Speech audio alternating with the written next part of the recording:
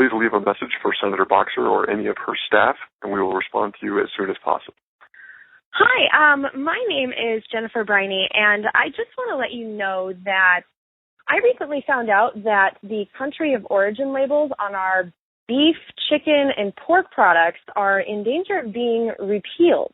H.R. 2393, as you may know, has passed the House of Representatives, which fully repeals it and doesn't even allow a voluntary labeling program. And then there's also S. 1844, which is in some committee, and also repeals the country of origin labeling, but then also creates a voluntary program. So the thing is, though, that this is all because the World Trade Organization says that our labels are internationally illegal, which is, a little crazy, because if there is some kind of, let's say there's something in Mexico in like mad cow or whatever, and I don't want to have Mexican beef, but I want to eat beef for dinner, well, then I'd like to know where my meat is coming from. So I'm one of these people that actually uses the label. I would like the label to remain. And so as H.R. 2393 makes its way through the House, I'd really like to see Senator Boxer stand up for it and vote down any repeal. So thank you very much for your time, and have a great weekend. I am so damn tired of being lied to. I don't think I can deny it anymore. You can stick to your story if you think it flies, but I'm not gonna buy it anymore. Hello and welcome to the 102nd episode of Congressional Dish. I'm your host, Jennifer Briney. So, this week's episode is sort of about the June bills, which you would be expecting right now based on what I said at the end of the last episode. But this episode is going to be about one bill that passed the House of Representatives in June that took me down quite the rabbit hole. And I just decided that I couldn't talk about this to the extent that I wanted to with all of the other stuff that passed in June. And so I made it its own episode because, let me tell you, June was pretty intense. Our Congress passed 1,800 pages worth of funding bills, which all got veto threats for the president. So there's a story there. And that's on top of the 400 pages of bills and laws that also passed. So, June is a little overwhelming and I'm still trying to figure out how I'm going to handle that. But, this one bill really captured my attention. And so what happened was, as I was reading the June bills, I came across this simple 4-pager. It's called the Country of Origin Labeling Amendments Act. Now, this bill wasn't exactly unexpected because we had heard during the fast-track debates for trade bills that the World Trade Organization had ruled that our food labels that tell us where our meat come from was internationally illegal. But that led me to ask the question, especially now that there is a bill that has passed the House of Representatives that basically repeals the requirement to have those country of origin labels. And of course, I'll give you the details later. But now that the House of Representatives has actually made a move to repeal our labels, that led me to ask, what the fuck is the World Trade Organization, and why do they think they get to tell us what laws we can and cannot pass? And that question turned out to be the door to the rabbit hole.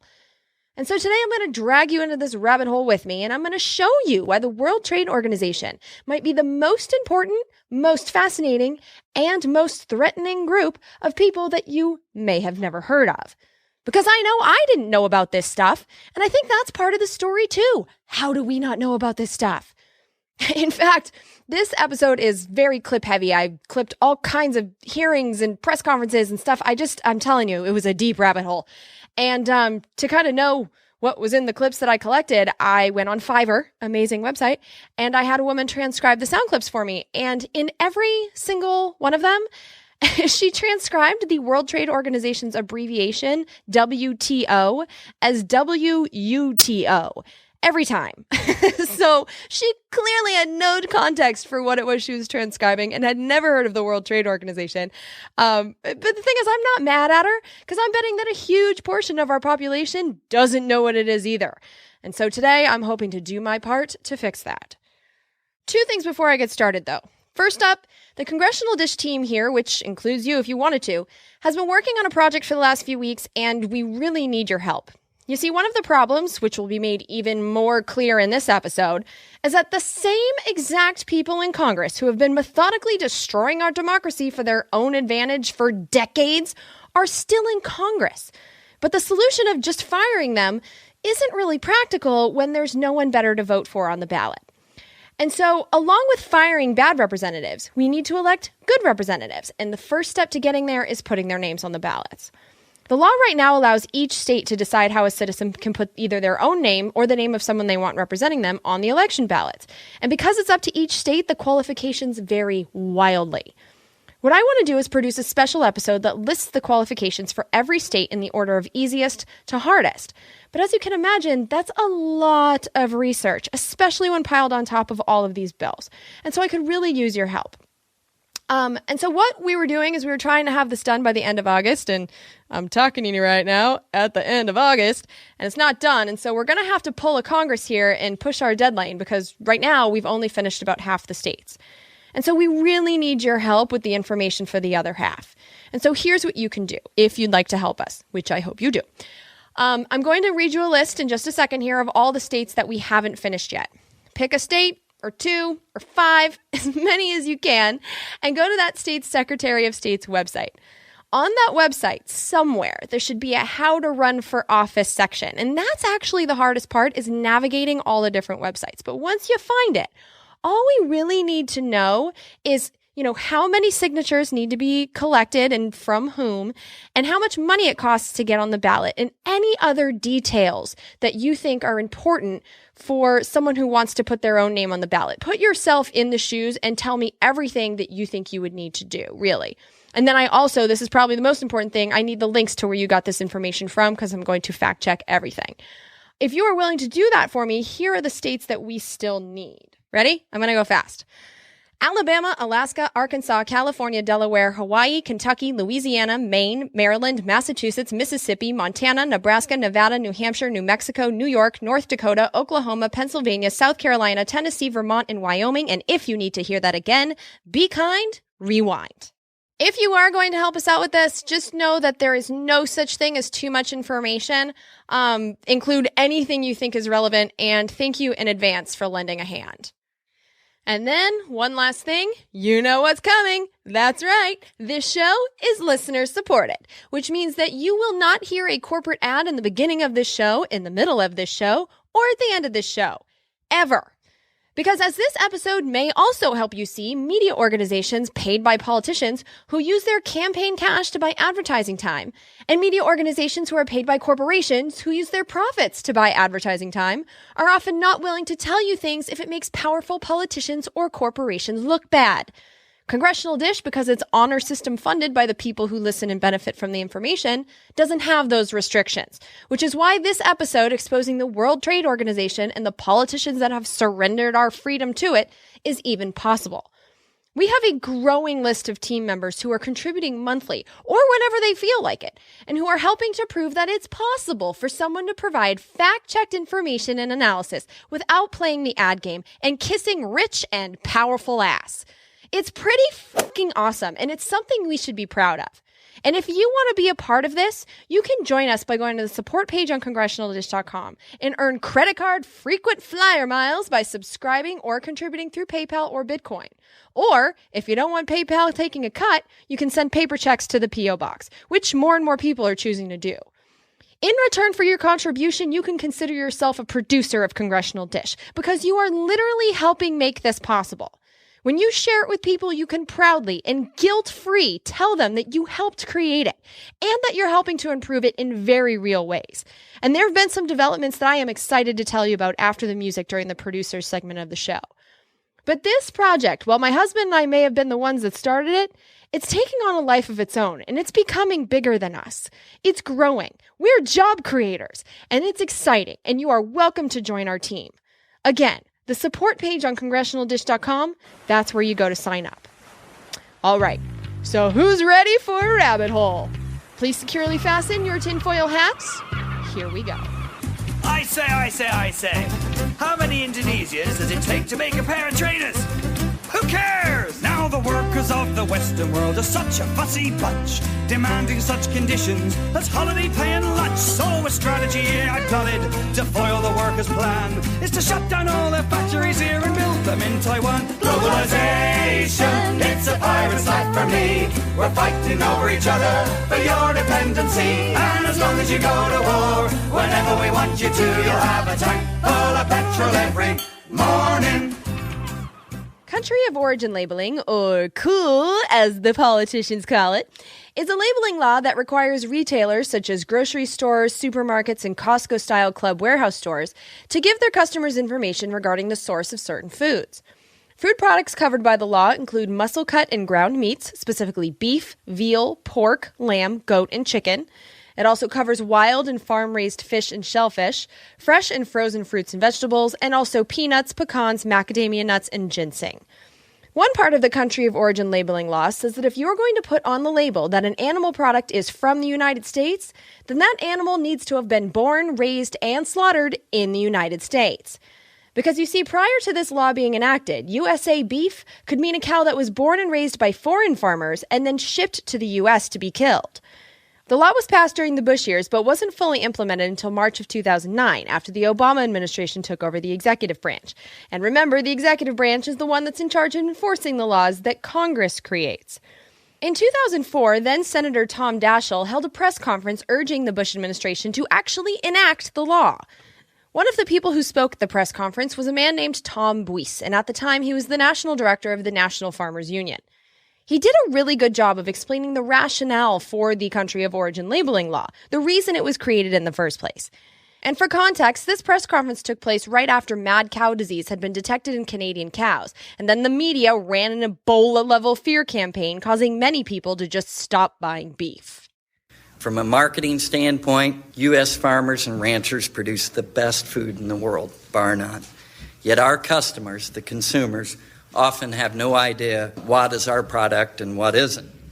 Cool makes sense from an international perspective. Competitive imports of food continue to rise, far outstripping any gains in exports of U.S. food products. But America's farmers and ranchers are asked to compete with one hand tied behind their back. We cannot differentiate our products in the marketplace, and neither can the consumers. Sure, we have commodity promotion programs that spend hundreds of millions of dollars annually promoting agriculture products, but they're generic. They promote imports as well as U.S. food and fiber. The slogan they use is beef, it's what's for dinner, not U.S. beef, it's what's for dinner. And all these reasons are enough to keep cool, we think. However, in the past 6 months, we've had 3 recent food safety incidents where cool could have been a big benefit to both our consumers and our agriculture economy. First, there was a first mad cow incident in North America that occurred in Alberta, Canada. It should have served as a wake-up call to the administration, as 2 of our top 3 export markets said they would no longer accept our beef unless we could segregate it from the Canadian product. USDA, in response to the potential loss of export markets, created a program to verify beef for those markets, meaning consumers in Tokyo could tell where their meat originated, but not consumers in Topeka. So the country of origin labeling law, as a result, requires that meat packers keep track of where their animals came from because it matters now. And this is being interpreted by companies in other countries as an advantage for U.S. meat producers, which, in a way, I think it is. If you raise and slaughter a cow in the United States, it's clearly from the United States. No paperwork needed. However, if you raise a cow in Canada and ship it to the U.S. to be killed, that requires a different label, and someone needs to document where that cow came from. What that means for the businesses is that importing a cow to the United States requires more paperwork, which in turn means that the process for a company that exports cows to the U.S. for slaughter is not exactly the same as the process for a company that keeps all of their business within the United States. In the 1990s, the United States signed NAFTA, the North American Free Trade Agreement, with Canada and Mexico. NAFTA says, because this is one of the fundamentals of free trade, NAFTA says that we're not allowed to treat our companies any more favorably than companies based in countries we sign these agreements with. So in this case, Canada and Mexico's meat producers liked the old system where their cows and pigs could be counted as U.S. cows and pigs, and so they went to the World Trade Organization and filed a lawsuit. Short story, the United States of America lost the case, and so now we're in the middle of the appeal process. Eventually, if the loss is upheld, the World Trade Organization said that Canada and Mexico would be allowed to charge extra taxes for some products from the United States, some, like wine, that have nothing to do with meat labels. And the only way to prevent this punishment is to either keep fighting and win the case at the World Trade Organization or repeal the law for at least beef and pork, the two products at the center of the WTO lawsuit. And so here's the point where I just couldn't leave my questions unanswered anymore. What exactly is the World Trade Organization? Where did it come from? What kind of power does it have? Who's in it? How long has this been a thing? And why are we changing our laws because of its rulings? And I debated going down this rabbit hole because after all, I've got a lot of bills to read. But how can I keep going with Congressional Dish without knowing this stuff? Because after all, a big chunk of the 114 Congress's story is shaping up to involve free trade agreements. Fast Track just became law, and for those of you who don't know what Fast Track is, listen to episode 95, that'll fill you in. And now we're basically just waiting for the executive branch to finish their secret negotiations on the Trans-Pacific Partnership.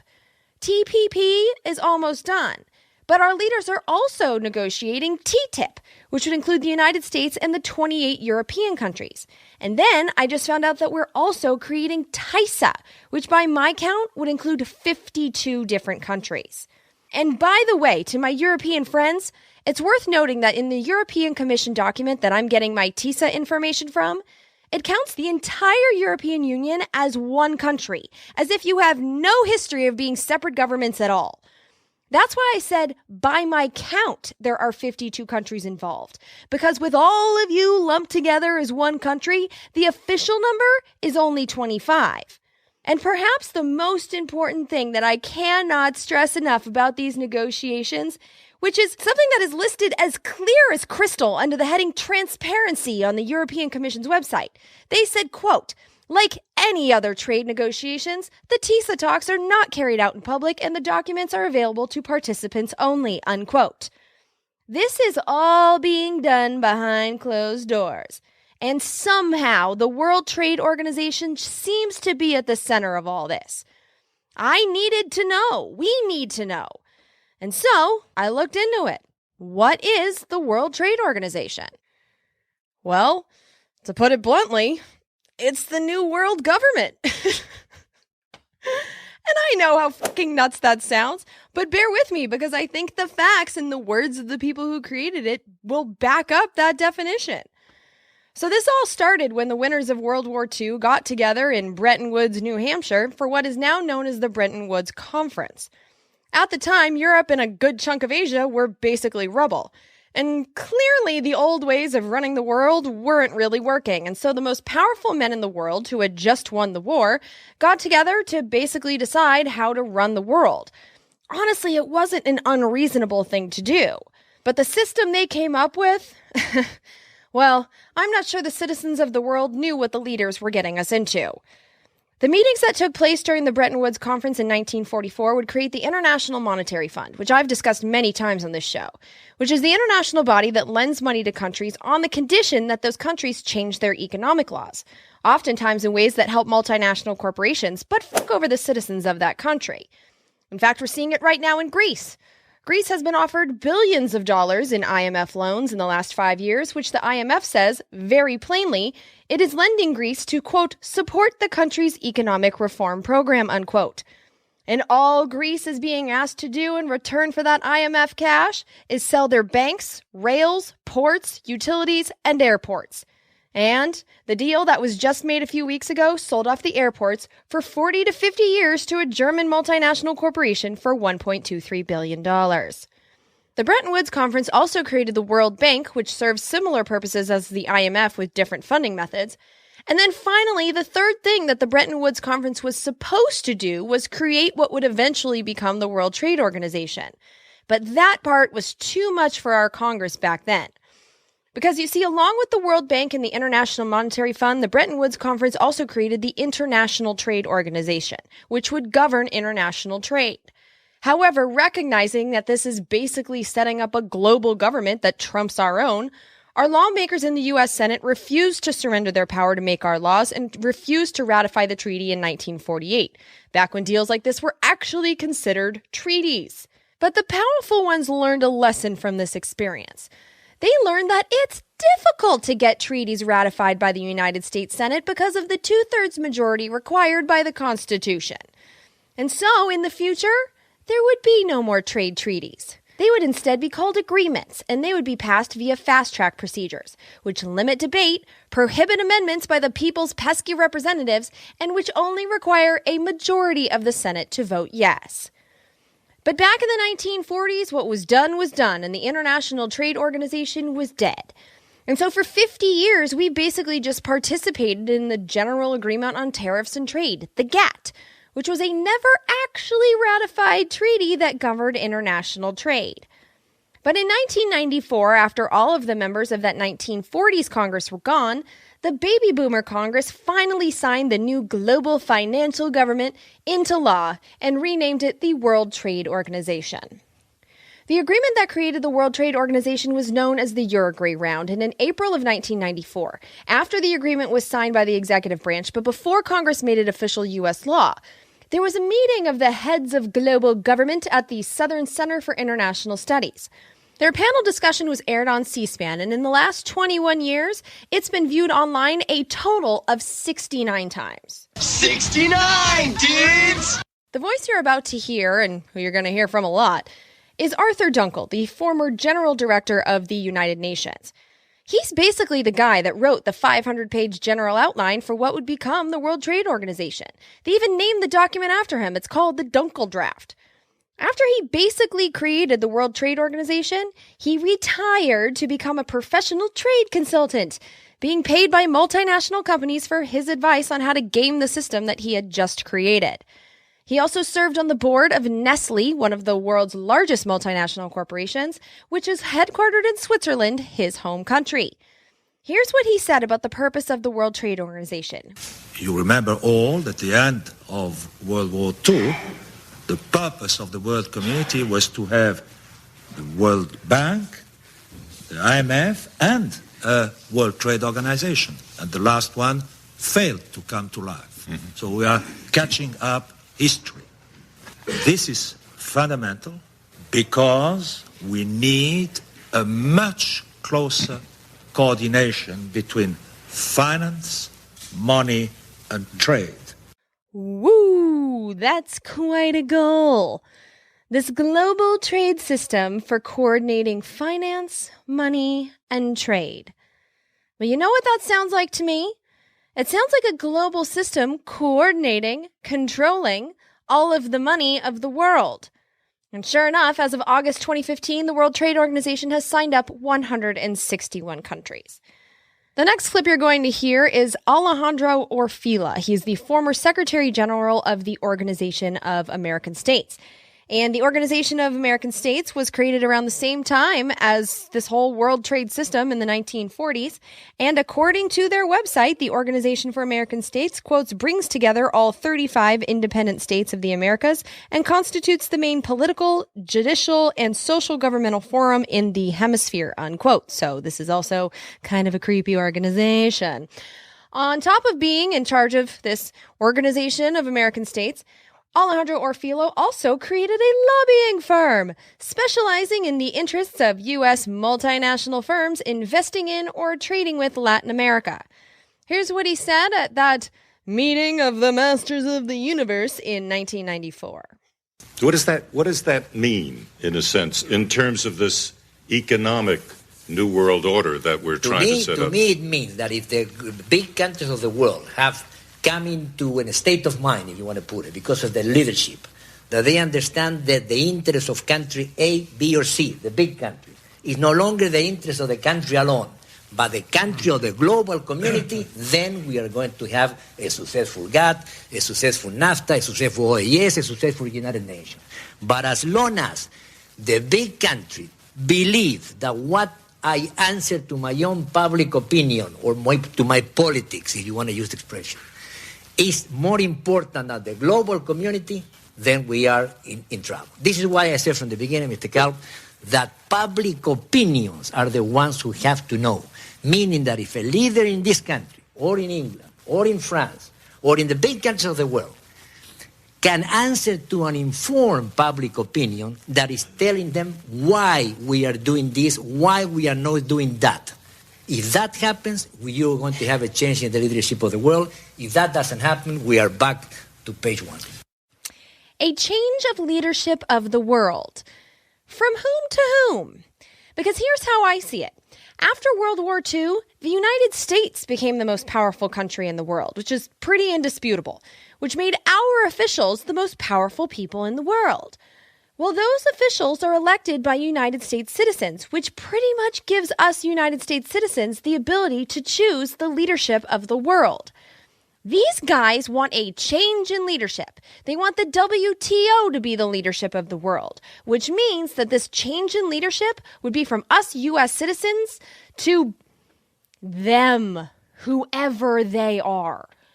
And who the fuck are they? Well, in 1948, the Soviet representatives refused to ratify any of these agreements. They didn't just reject the International Trade Organization. They rejected the IMF and the World Bank. They said, fuck off to the whole thing. And their reason? Well, according to Edward Mason and Robert Asher in their book, The World Bank Since Bretton Woods, the Soviets called these new institutions, quote, branches of Wall Street, unquote. And I think they may have been onto something there. Here's Arthur Dunkel again, the guy who created the World Trade Organization. And my view is a very simple one. If I look back at the last 25 years, what did we have? We had two worlds, the so-called market economy world and the centrally planned world. The centrally planned world disappeared. One of the main challenges of the Uruguay round has been to create a worldwide system. I think we have to think of that. Secondly, why a worldwide system? Because basically, I consider that if governments cooperate in the trade policy field, you reduce the risks of tension, political tension, and even worse than that. It sounds so tinfoil hat, but... The purpose of the world community was to have World Bank, the IMF, and a World Trade Organization. In terms of this economic new world order, you're going to have a change in the leadership of the world. To create a worldwide system. This appears to be happening. And I feel like finally all of these dots are starting to get connected in my head. I mean, we have these trade agreements. We have NAFTA and the TPP and TTIP and TISA, each one bigger than the last. And we have the shock doctrine and the IMF going into countries around the world, forcing them to change their economic laws. We have the history of the CIA replacing governments that refuse to change their economic laws. And isn't it a coincidence that all of this replacing of governments by our shadow government started around the same time as the Bretton Woods Conference? And we also have a history of funding thugs in other countries to punish local protesters that don't just go along. And actually, it's not just abroad, it's happened here. I was 17 at the time, and so I didn't understand it. But in 1999, tens of thousands of Americans shut down downtown Seattle in order to shut down the first WTO meeting. But no one explained to me at the time that the World Trade Organization was a new global government whose laws I have no role in creating and whose laws trump our own. So I had no idea what was going on. In fact, I didn't really understand it until this week. But I remember the tear gas, and I remember officers hitting people with sticks. But I didn't really understand why those people were out there. And now I think I know why I didn't understand it. I mean, of course, in 1999, I was 17, and so there's that. But it was the 1990s, and the big political news was a stain on Monica Lewinsky's dress. We understood every dirty detail of that affair, cigars and everything. But while the television media obsessed over Monica and Bill's jizz, they were not covering this. Just like they're not covering TPP or TTIP or TISA or anything related to the World Trade Organization today. The television media, in particular, is funded by ad dollars from politicians and ad dollars from corporations. And it's appearing more and more to me like maybe this is a system designed for distraction. Like maybe it wasn't a mistake. Maybe these journalists aren't lazy. Maybe the whole system is designed to have us watch stories that divide us. Well, these people, who I don't even know what to call them. Are they elites? Are they globalists? I don't know. I don't know what we label them. But there are people who are very rich and very powerful who are running the world in the shadows. And we're not being told about this. And the thing is that 1999, I was in high school, but I'm not mad at my teachers for not telling me about this because I don't think they knew. And I'm not mad at my parents. My parents taught me everything that they knew, but I don't think they know about this either. I don't think very many Americans know what is going on, and that's why we're not being told. And what I am mad at is the media. I am mad that the television, which these journalists, they get millions and millions of dollars, and their job is to make sure that we understand what is going on in the world. And this story is nowhere. How is that possible? How is that possible? And this reality was not lost on everyone. This is Ralph Nader on C-SPAN in 1994. 51 leading journalists and heads of media organizations sent a letter a few weeks ago to President Clinton. This includes the head of the American Society of Newspaper Editors, the head of the Neiman Foundation, and many other prominent media figures. They protested the World Trade Organization agreement and the Uruguay round because of its profound secrecy, its profound inaccessibility to citizens and press, to its deliberations, and its profound anti-First Amendment spirit. Nobody covered this letter, Mr. Chairman, except one paragraph in an AP report and a Wall Street Journal report. The media is so blind on this issue, either so lazy or so naive or so ideologically prejudging, that it won't even cover an outstanding and unprecedented public position by its own prominent colleagues on the secrecy involved here. And secrecy is the cancer of democracy, just like information is the currency of democracy. I feel like I'm not getting this information. I feel like I'm not being consulted in this decision by the people who want me to vote for them. I feel like the people in Congress know exactly what's happening. They know damn well that this entire system surrenders our legal sovereignty to a global government that we have no vote in. And even if they, like the masters of the universe, think that this is some pathway to world peace, we're not being consulted and explained their rationales like the adults that us voters are. Instead, this stuff is being blasted through Congress. And in the last 6 months, we, unbeknownst to me at the time, just documented on Congressional Dish a repeat of history because trade agreements will be fast-tracked. They will not be considered treaties and need 2/3 of the Senate until 2021 at least. And why do I keep bringing up fast-track in this story?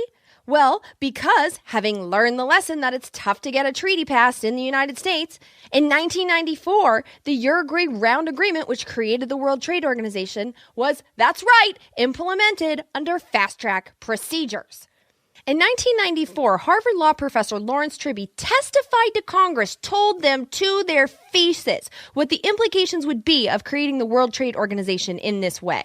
For you to vote for this treaty, call it an agreement if you will, I call it a treaty, for you to vote for it on the fast track in a way that says, and we have made a considered judgment that this was perfectly constitutional, we got no problem, is to lay down a precedent that will be cited for all time. Boy, if this thing didn't have to be regarded as a treaty, nothing will.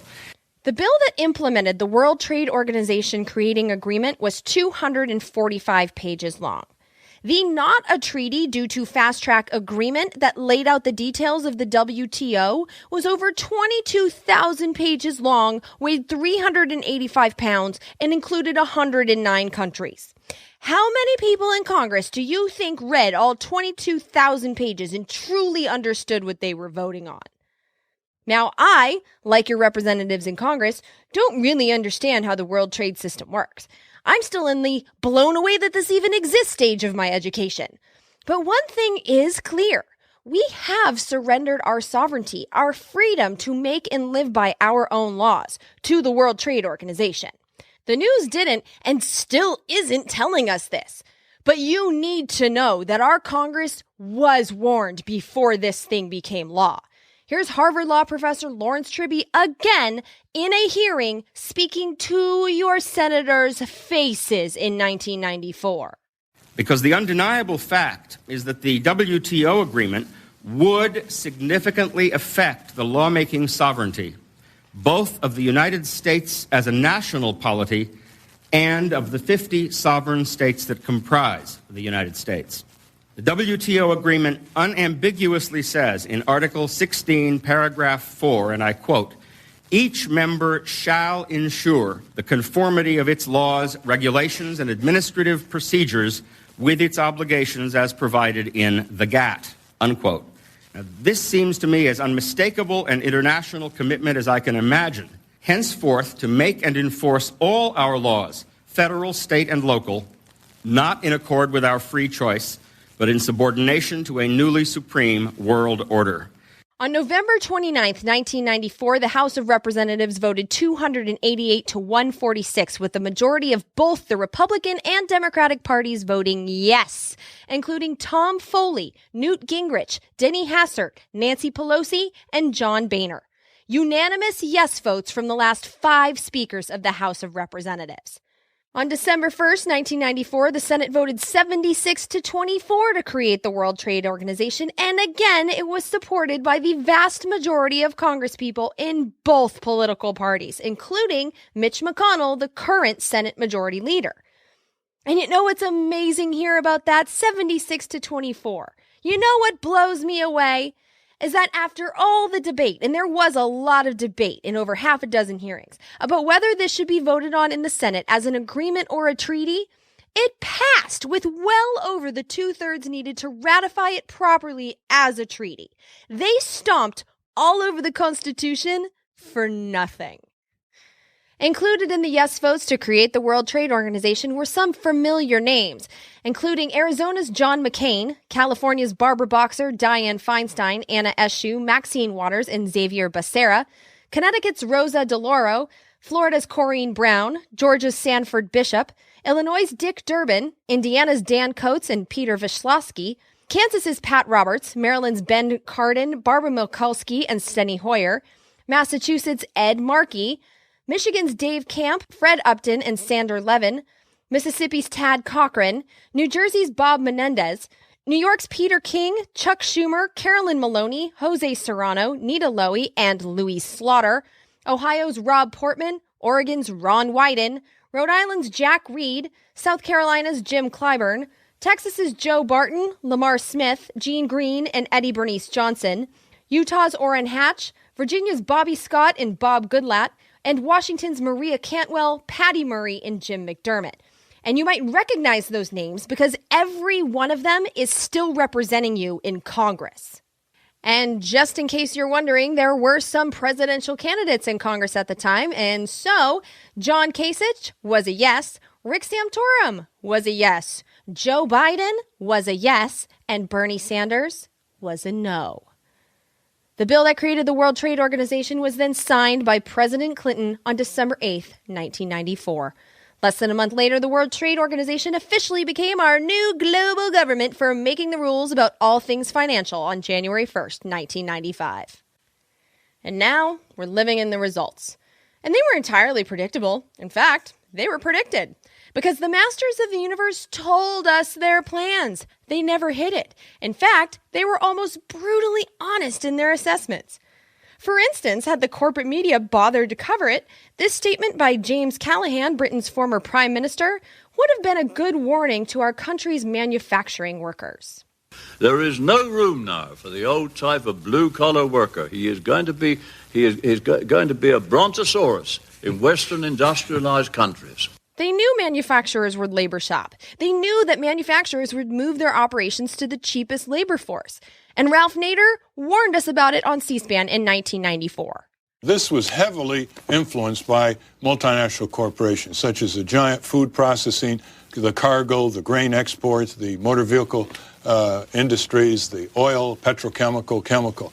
They were swarming all over Geneva. They were on advisory committees. They saw drafts. They worked with their government allies, etc. Now, why? Because A major corporation in the world today wants to locate the least expensive jurisdiction to set up shop. That means the least labor protections, the lowest wages, and the most permissive jurisdiction, the one that doesn't require control of the poisons that these companies spill into the air and water. Look at the tag on the back of your shirt that you're wearing right now. What country with lower wages than the U.S. provides did that shirt come from? I just checked. Mine was made in India. We know our manufacturing disappeared. Hello, Detroit. And we know that our blue-collar brontosauri are having a tough time. But the people creating this system, well, they're not worried about you, dinosaur, or your income. I tell you, I was appalled to see that nobody spoke of anything else but job. But even more important, I was appalled by the fact that the intelligentsia of the United States didn't come up on behalf of NAFTA. That the economists of the United States, or the financiers, or the traders were talking about NAFTA. NAFTA is far beyond trade. Like GATT is far beyond trade. If GATT means one day that we all become a country, a community, a human community, we are talking about something much more important than if we sell more or we sell less, if the job goes here or goes there. And NAFTA is an example of what I'm telling you. The important thing was not our jobs, not our incomes, or our American families who need those incomes. The important thing to the masters of the universe is the message. The important thing is to make sure that citizens think that this is being done for us.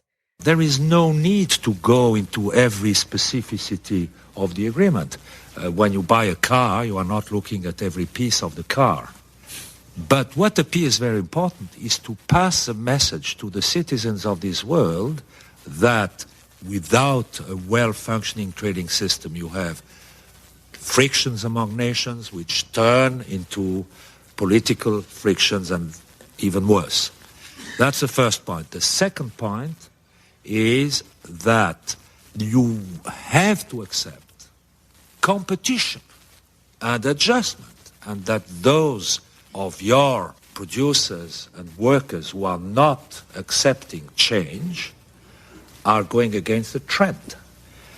And the third point is that you have always to remind people that the more the developing countries develop, the more their demand will grow, the more they will enter into the game, and that therefore everybody can be a winner. The cake of world trade will grow if it works.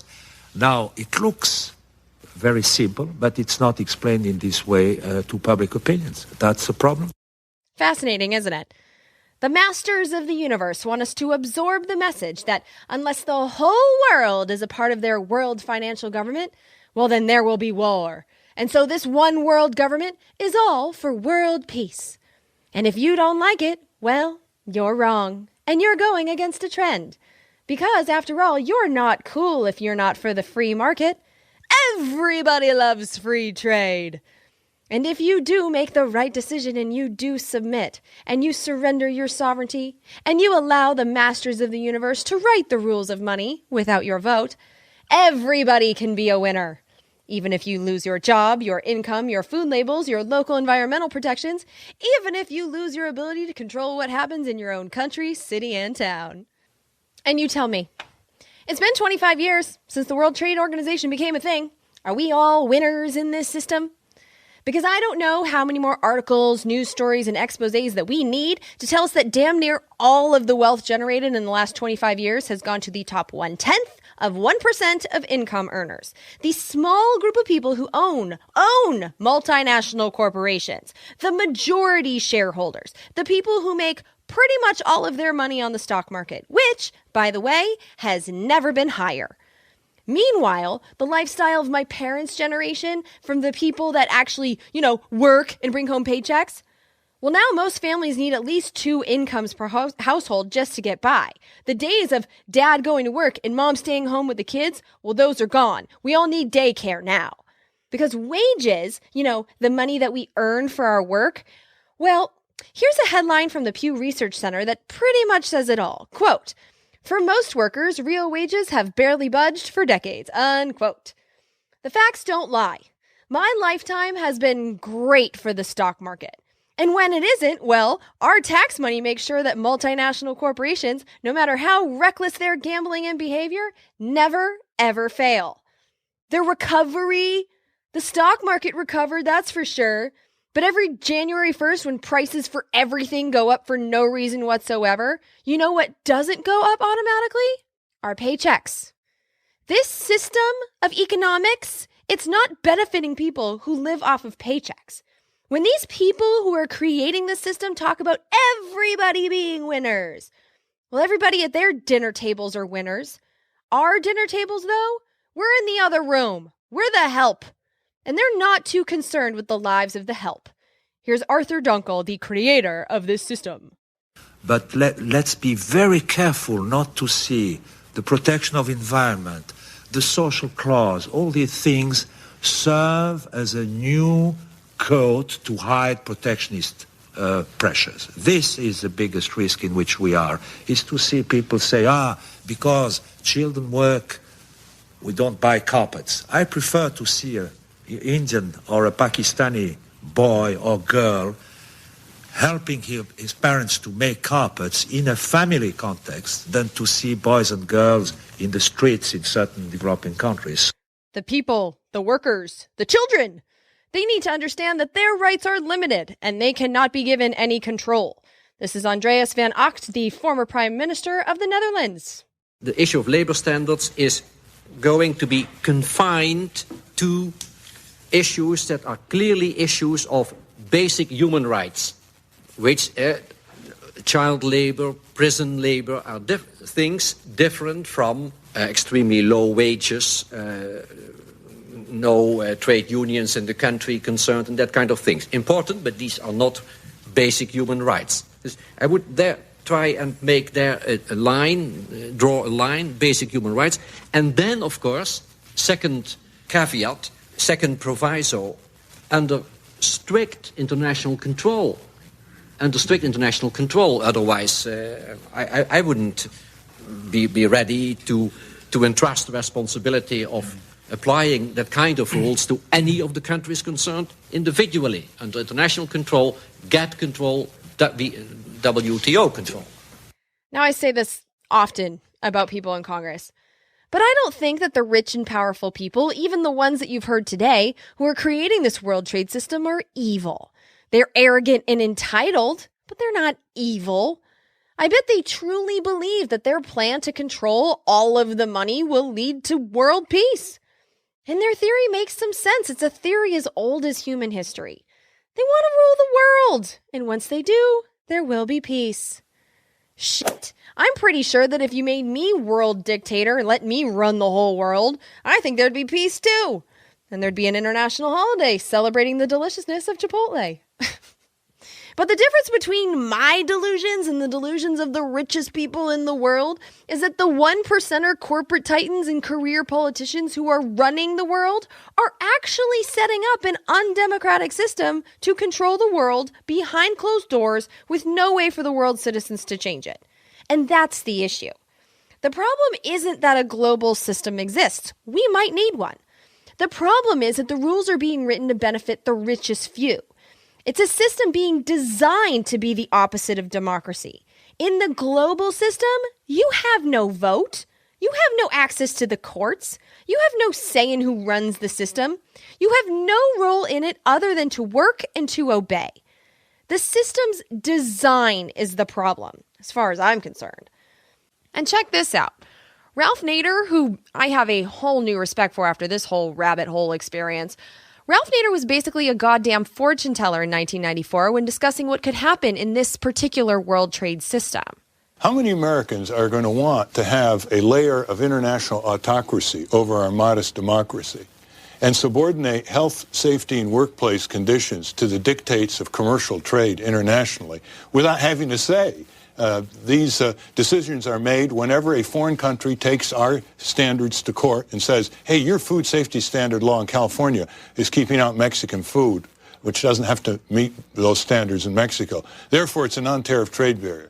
Now, if we lose that case before a secret tribunal in Geneva, literally a secret 3-person tribunal, we either have to repeal that law in California or pay perpetual trade fines. I don't think Americans are ready to cede a chunk of their democracy to international bureaucrats with a whole layer of obfuscating regulation that subordinates our living standards that aren't commercial to international commercial trade rules. And sure enough, we're in the position right now of possibly repealing a food safety law. And I do consider it a food safety law because of the World Trade System. Ralph Nader, psychic. Who knew? So, let's get back to that country of origin labeling law. What happened was that just a few months after that law went into effect, the World Trade Organization's investor-state dispute system process for resolving issues between countries and companies was triggered when in October 2009, Canada requested a 3-judge panel at the World Trade Organization to bring a case against the United States. Canada, on behalf of their companies, said that our law, which requires labels for animals that were not born and raised in the United States to be, accurate, violated part of the 22,000-page Uruguay agreement because it, quote, gives less favorable treatment to imported Canadian cattle and hogs than to like domestic products, unquote. Now, I have no idea how that 3-judge panel was picked, but I was able to find out who the judges were. Well, sort of. The chairman of the 3-judge panel was Dr. Christian Haberle of Switzerland. Dr. Christian Haberle was a trade negotiator for Switzerland during the Uruguay Round Agreement, which, as you remember, created the World Trade Organization, and he's been a panelist pretty much the entire time the WTO has been a thing. So basically, this guy's made a career out of creating and participating in this system. The second guy is far more interesting. He was Manzoor Ahmad of Pakistan, and he is a senior executive at World Trade Advisors. When you go on World Trade Advisors' website, they say that they have, quote, experienced professionals that offer expertise in a broad array of markets and industries, including aerospace, defense and marine, agriculture, consumer products and services, education and e-learning, mining, oil and gas, international cross-border businesses, clean tech, health and life sciences, media and entertainment, nonprofit organizations, professional services, restaurants, bars, and other food services, infrastructure and information communications technology, unquote. But I do want to point out here, agriculture is on the list. Hello, conflict of interest. This guy is an executive at a company that tells agriculture multinationals how to make money in the international system, and he gets to rule on a case that could directly affect the profits of his clients. Wow. Also during his time on this panel, he worked as regional trade advisor to Deloitte Consulting, the self-proclaimed world's largest consulting firm, unquote, assisting multinational corporations in the energy and resources, financial services, healthcare, manufacturing, real estate, telecommunications industries, along with others. Unbelievable. And then the last guy is Jao Magalhaes. I have no idea how to pronounce this name. Whatever. And I don't really have to find out because I know nothing about him. I know that he's from Portugal. He works somehow for the WTO. And I found some blogs that says that he also works for a trade consulting firm, but I couldn't confirm that. And so this guy, who knows who he is? And so that's who is making us change our laws, those 3 dudes. And when they ruled against us, they said it was because our country of origin labels have, quote, a detrimental impact on imported livestock because its record-keeping and verification requirements create an incentive for processors to use exclusively domestic livestock and a disincentive against using imported livestock, unquote. So, because producers don't have to track the origin of livestock born in the U.S., the increased paperwork for the foreigners means we're not treating them exactly the same as our own producers, and that is WTO illegal. And Congress... my God, these guys are weenies, because we're not even at the point where we are being forced to bend over and take it, at least not yet. Here's Rosa DeLauro of Connecticut in a hearing about the repeal bill. If retaliation is approved, it will probably not begin for several months. In the Brazil cotton case, it did not begin until 21 months after the final appeal ruling. Applied to cool, that timescale will take us to March 2017. We still have options for maintaining U.S. sovereignty. For example, U.S., Canada, and Mexico could make a deal that avoids the imposition of sanctions altogether. Again, there is precedent for that in previous WTO cases the U.S. has lost. More than 60 other countries have mandatory labeling requirements, so there is a scope to find a reasonable solution. Rather than taking the time to look for such a solution, the Agriculture Committee passed this repeal bill just 2 days after the WTO issued its ruling. It is unprecedented for Congress to intervene this early in the WTO dispute process. The bill also goes well beyond the WTO ruling by repealing cool on ground beef and ground pork, which the WTO explicitly supported, and for chicken, which it never addressed at all. So I'm forced to conclude that this bill is in fact an attempt by the meatpacking industry to deny consumers the right to know where their meat and poultry is coming from. And I read the bill, of course, and everything she said was true. The only thing I need to add is that the bill that passed the House also eliminates a voluntary program for labeling the country of origin for beef. So basically, the bill goes even farther than it needs to. And why? Well, these two clips I'm about to play you pretty much explain the whole debate. The first one is from the author of the bill, Michael Conway of Texas, and then we're going to go back to Rosa DeLauro of Connecticut. Even if the retaliatory measures are $1, that exceeds the benefits that Cool brings to the table. Consumers, if you walk up to them on the street on a survey and ask them, do you want to know where your food comes from, your meat comes from? I'm surprised it's not 100%. Who would answer no? But when that same consumer goes into the grocery store, they simply walk to the meat counter, look at the price and the quality of the meat that they're buying. They don't look at the label necessarily. And so they're not using the information to actually buy the meat. I don't know about you, Mr. Chairman. I don't know how much of the grocery shopping you do in your household. I do all the grocery shopping in my household, and I watch others who are there. And these days, people do look at labels, whether it is a nutrition label, whether it is a country of origin label. They do. People are much more attuned to looking at where product is coming from. And as I say, one can be for it or against it. I am for it. I'm also very, very, very concerned that whether today it's country of origin labeling, what is it tomorrow that we would feel that we would have to jettison on a domestic law that we might all care about because and I certainly understand the general. I use the labels. And as a side note, I'm an even stronger supporter of the labels after hearing this exchange between Conway and Louise Slaughter of New York. So the safety portion of our system does, in fact, work. No, it doesn't. Well, this doesn't have anything to do. This doesn't have anything to do with safety. You said it did, Ms. Slaughter. I didn't. This is not about safety. This is about marketing, and that's it. Well, let me tell you, safety is more important to me than marketing. It is more important, and this has nothing to do with safety. Let me tell you right now that the people who are sickened from food in America grown right here and badly inspected by the USDA is really appalling. Well, this doesn't have anything to do with that. Well, no, I realize that. Well, you're the one that said the fish was being rejected because it was unsafe. Those are the imported things that I was referring to, the things that come into the country. Right. They're poorly inspected, but we poorly inspect what we have here as well. The USDA is practically backed out, particularly on poultry. Yeah. Well, I can give you some things that would stun you. You know what the last thing? We had a young inspector for the USDA in upstate New York, 39 years old, died over the chicken inspection line because his lungs bled out from the chemicals he was breathing. And you know that the last thing that they do, wait a minute, hang on. This administration, try this one. Let that happen. The last thing they do at the processing, that chicken line, is drip them into Clorox water. Well, yeah, then they pack it up in plastic and take it to your grocery store. Maybe, for health and safety reasons, there would be a scenario in which consumers would choose not to buy American, which is actually an argument that could be made in the World Trade Organization appeal if our government is allowed to continue to fight.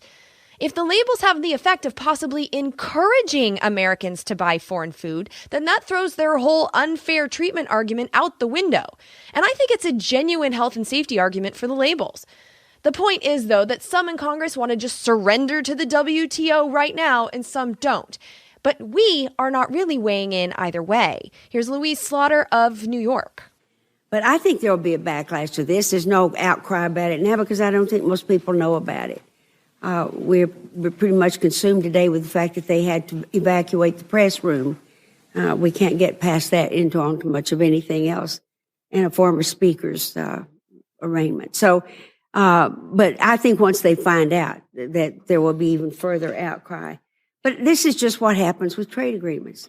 If you do nothing, country of origin labeling will most likely be repealed for at least beef, pork, and chicken.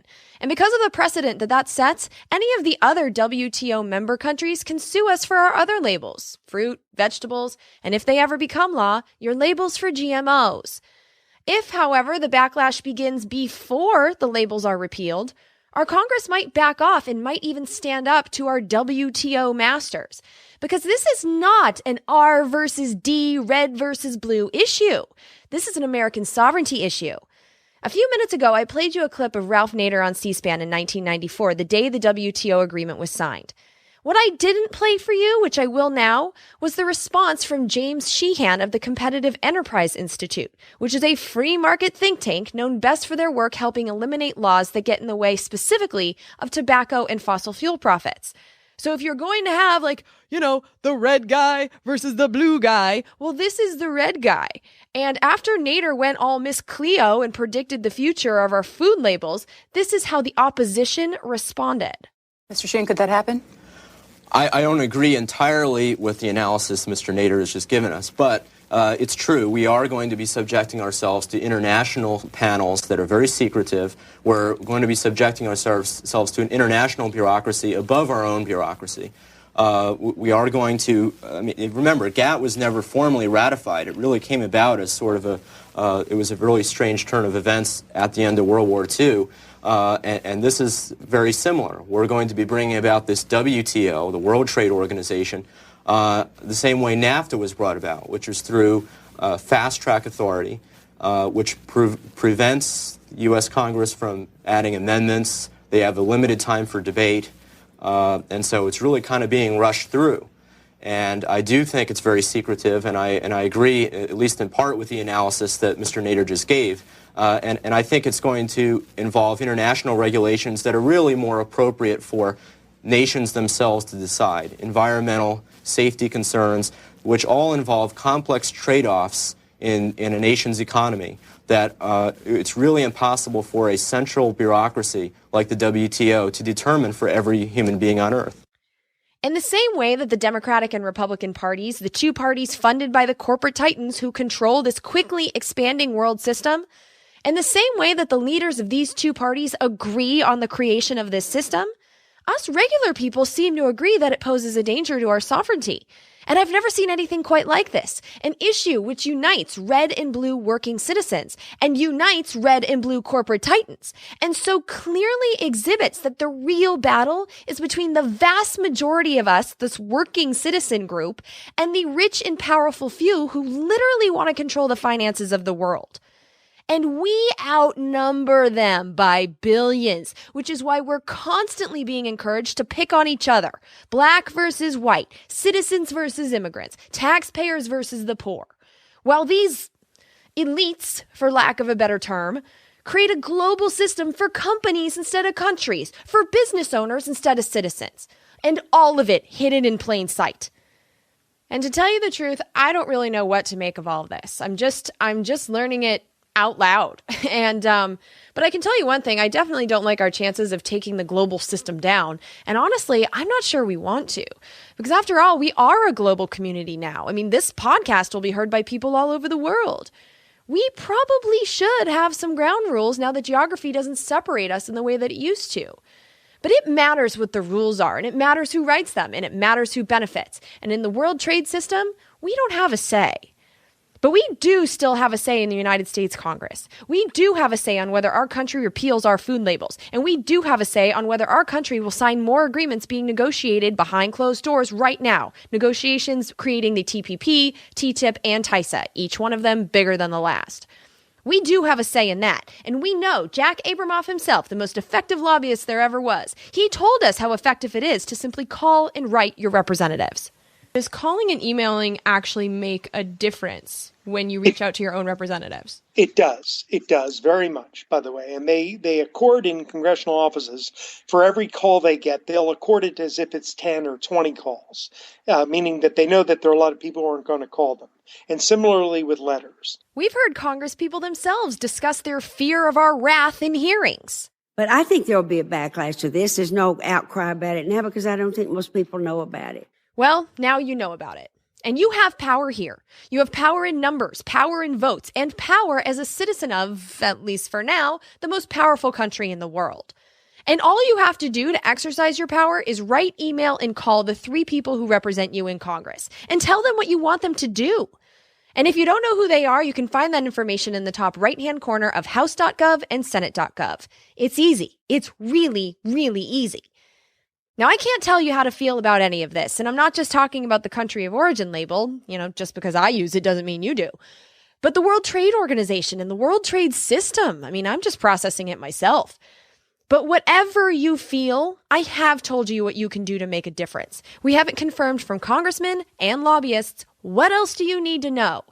Whatever you're feeling, you can make a difference by sharing your feelings with your 1 representative and 2 senators. And from here, it's up to you.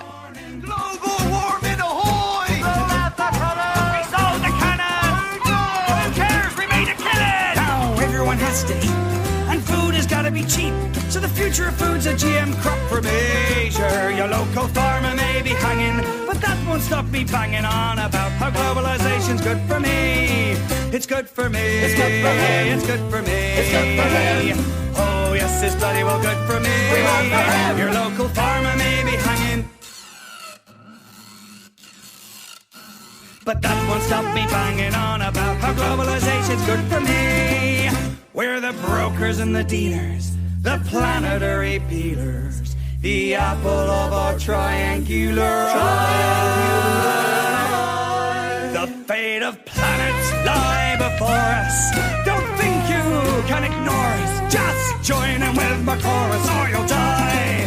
Globalization, it's a pirate's life for me. We're fighting over each other for your dependency. And as long as you go to war, whenever we want you to, you'll have a tank full of petrol every morning. A tank full of petrol, a tank full of petrol, a tank full of petrol every morning. So as many of you may know, I have been on the road. I've been traveling by plane, train, and bus all over the country for most of August. And while I was traveling, I had a lot of time to spend on Twitter. And there was a presidential debate, if you can call it that, on Fox News that for some reason, a lot of people seemed to think that I'd be interested in. And so I was getting tweets with articles and funny little quips about the people that were in the debate. You guys, I didn't watch it. I don't watch The Bachelor either, which is just about as informational as these debates are. It's becoming one giant pageant. It's like America's next top president. And I can't stand watching what they're doing to a very serious topic. And the way that Fox News is given the power to choose who is on the stage and who is not on the Republican side in particular. But it happens on the Democratic side too. The media and the heads of these two parties are picking the next president. And you seem to really be enjoying the show, not realizing this is not a show. This is an election and it shouldn't be treated like a show. So I'm pretty nauseated by the entire thing. And quite frankly, I don't get to vote until June in the primaries. And no one gets to vote in the primaries until 2016. So after this little segment here, this is the last time I will discuss the presidential election until 2016. And, I love talking to you guys on Twitter. It's one of my favorite things to do. But anything that's talking about me about Donald Trump and Hillary Clinton and all of the gossip and all that shit about the 2016 election, quite frankly, I'm going to do my best to just ignore it because it's not healthy and it's not helping anything. And there are much more serious things going on. So here's where I'm at with the 2016 election, and we can talk about it again in 2016. But on the Republican side, there's no one I would vote for. So I'm not going to vote in their primary. So done with that, because I can only vote in one primary, being a California voter. And so I'm going to vote on the Democratic side. And I haven't fully made up my mind about who I'm going to vote for, because Bernie Sanders has been on my radar for a very long time now. I know he's new to a lot of people. He's not new to me. I've been aware of him for at least 10 years. And the reason is because he's gone on Tom Hartman's radio program every Friday now. They do Brunch with Bernie for an hour. And Bernie Sanders answers questions from every random Yahoo that calls in. It's not the callers aren't screened, and there's no question that he'll back down from. And because of these discussions, these Brunch with Bernie sessions, that's how I learned a lot about how Congress functions and why things were happening, especially back during the Bush years when I had absolutely no idea what was going on. So I've been aware of him for a very long time. And one of my favorite things about him is that he is so aware of the role of money in politics. He has refused to have a super PAC, which is just, it's wonderful. And he's not only talking about the role and how gross it is, the amount of money that is in politics now, but he's running for president in a way that doesn't involve the corporate cash. And so I really respect the kind of campaign that's being run. And I do think as the leader of the executive branch that is something that he would do something about and has the power to do something about, especially because the executive branch gets to choose the attorney general. And maybe we can start, cracking down on banks that break the law and making bribery illegal again, perhaps, because on the books it is still illegal. So him being able to choose the attorney general, I think, would be a beautiful thing. And like I told you a few minutes ago, back when the World Trade Organization was being created, he had a vote in that and he voted no. And I gave you a long list of people who voted yes. There is a few other people that are running, though. There's an O'Malley guy that apparently some people are excited about. I will give him a fair chance. But again, I don't vote until June, so I have plenty of time. I don't need to be concerned with it right now. So I haven't completely made up my mind, but I will tell you, I do like that Bernie Sanders is running for president. But what I found amazing in my personal life and on this trip and everything, when people find out what I do, that I'm the host of Congressional Dish, and it's my friends irritatingly refer to me as the most political person that they know. And it's like, okay, whatever. But a question that I keep getting to the point that it's making me insane is, aren't you excited that Hillary is going to be the nominee? Aren't you excited to have a woman in the White House? As if my genitalia is going to affect how I'm going to vote, and it shouldn't. There are certain things that I don't use when I go to choose who I'm going to vote for to represent me in government. And genitalia is definitely on the list. Skin color is on the list. But the whole Hillary is a woman in the White House thing, don't care. This is what I care about when it comes to Hillary Clinton. And the reason I'm choosing to talk about this today is that with the topic that we have discussed with the World Trade Organization, this is the final straw for me for Hillary Clinton. So I was on the road and I was researching this episode, and I saw an article by Josh Edelstein of Bloomberg where he got a quote from Hillary Clinton when she went to the AFL-CIO meeting, and the AFL-CIO is the largest labor, worker union in this country. And she told them, quote, "I did not work on TPP. That was the responsibility of the United States Trade Representative. I never had any direct responsibility for the negotiations at all," unquote. So here's a bit of fascinating history. Until the 1960s, so after the World War II winners created the IMF and the World Bank, but before they could fast-track the World Trade Organization into existence, up until the 1960s, the State Department, the diplomatic wing of our government, it was the State Department that used to be in charge of our trade treaties, back when treaties were still a thing.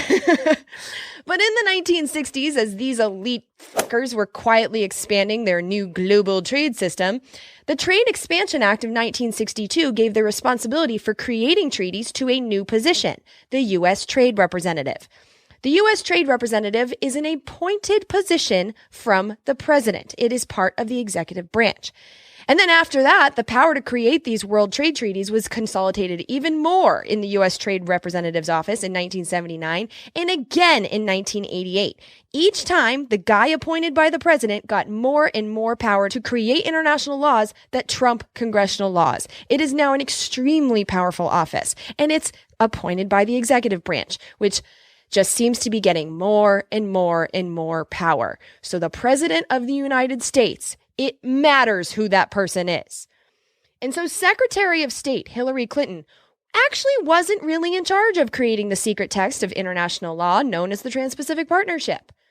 But, quote, "I did not work on TPP," unquote. She may not have written the text, but she was involved as the most powerful diplomat in the United States.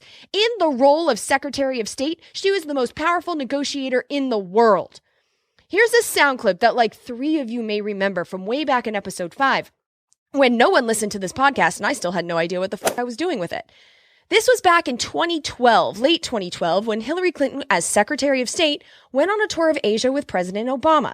He had just won the election 2 weeks earlier, but where the election was now over, all of the media cameras turned elsewhere.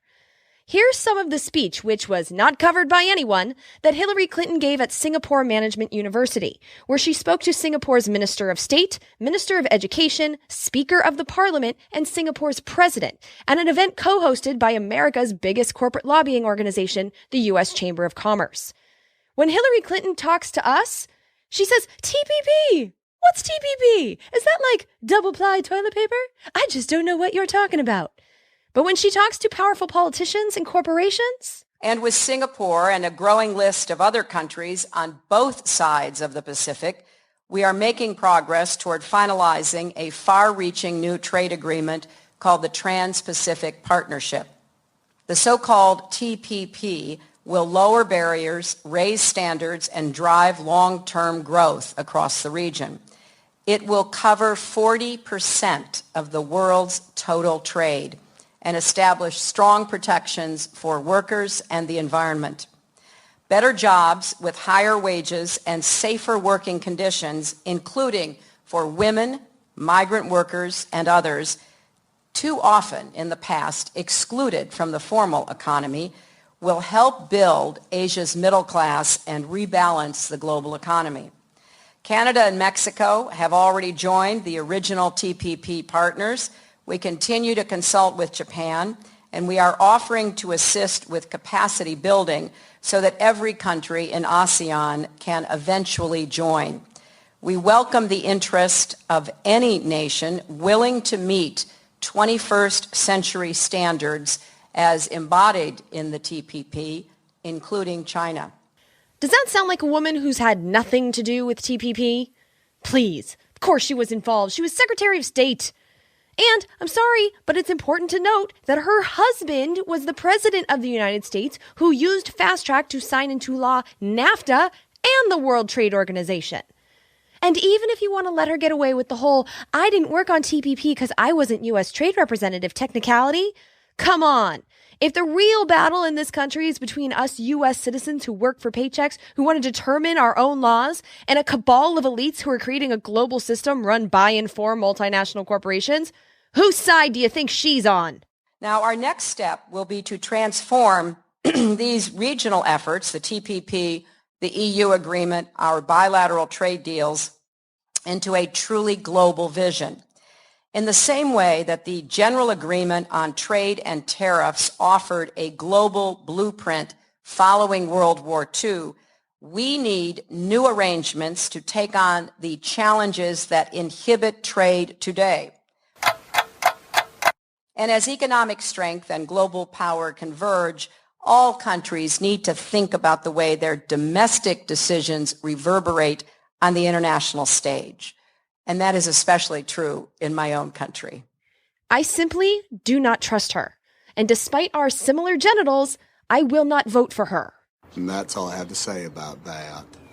All right, so now for the more rambling part of Congressional Dish. This is the producers section of the podcast. I used to call this the thank you section, but I'm going to call it the producer section because really this is the part of the podcast where I talk to the people that help make this show possible. And if you're not helping make this show possible, well, this part of the show really isn't for you.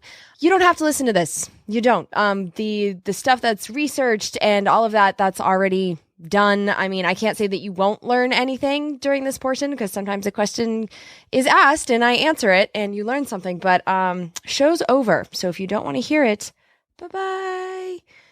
But yeah, so for those of you who do care, I have been on the road for the last few weeks.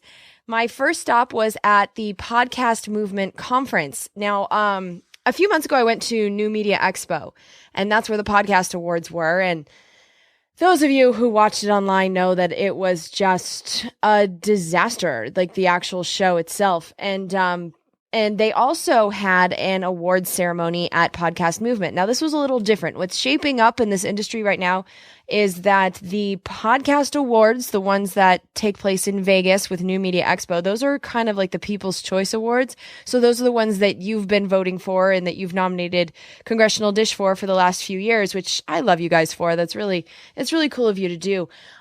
The Academy of Podcast Awards is what was at Podcast Movement, and that is something that I really don't understand how the nomination process works. In fact, the people that are involved in it didn't quite understand how it works, but it's more of like industry insiders voting for the shows that they think are the best in the business. So there's like the Insider Award show that I saw in Dallas or Fort Worth, Texas. And then there's the New Media Expo one. So they are different. But I've got to say, Podcast Movement was phenomenal. The award show was phenomenal. It was well produced and you could tell that they cared. They had a whole set. It was beautiful. And it was really, really well done. I enjoyed the whole thing. But the conference itself was professional, and you could tell that Dan Franks and Jared Easley, the two guys that were largely responsible for the whole thing, they did such an amazing job, and it made itself apparent through the entire conference. I mean, the experience that I had there was that there would be like 4 different sessions going on, and I wanted to go to all 4 of them. But what was cool about Podcast Movement is they gave me a virtual ticket, so I can still learn from the stuff, from the sessions that I wasn't able to physically go to. So it was worth all the time and the effort to get there and all of the money. It was fantastic. And what's even more fantastic for Congressional Dish is I think I may have found someone who can help me produce the show, because once I record all of these segments, right now I am talking to you on segment number 162.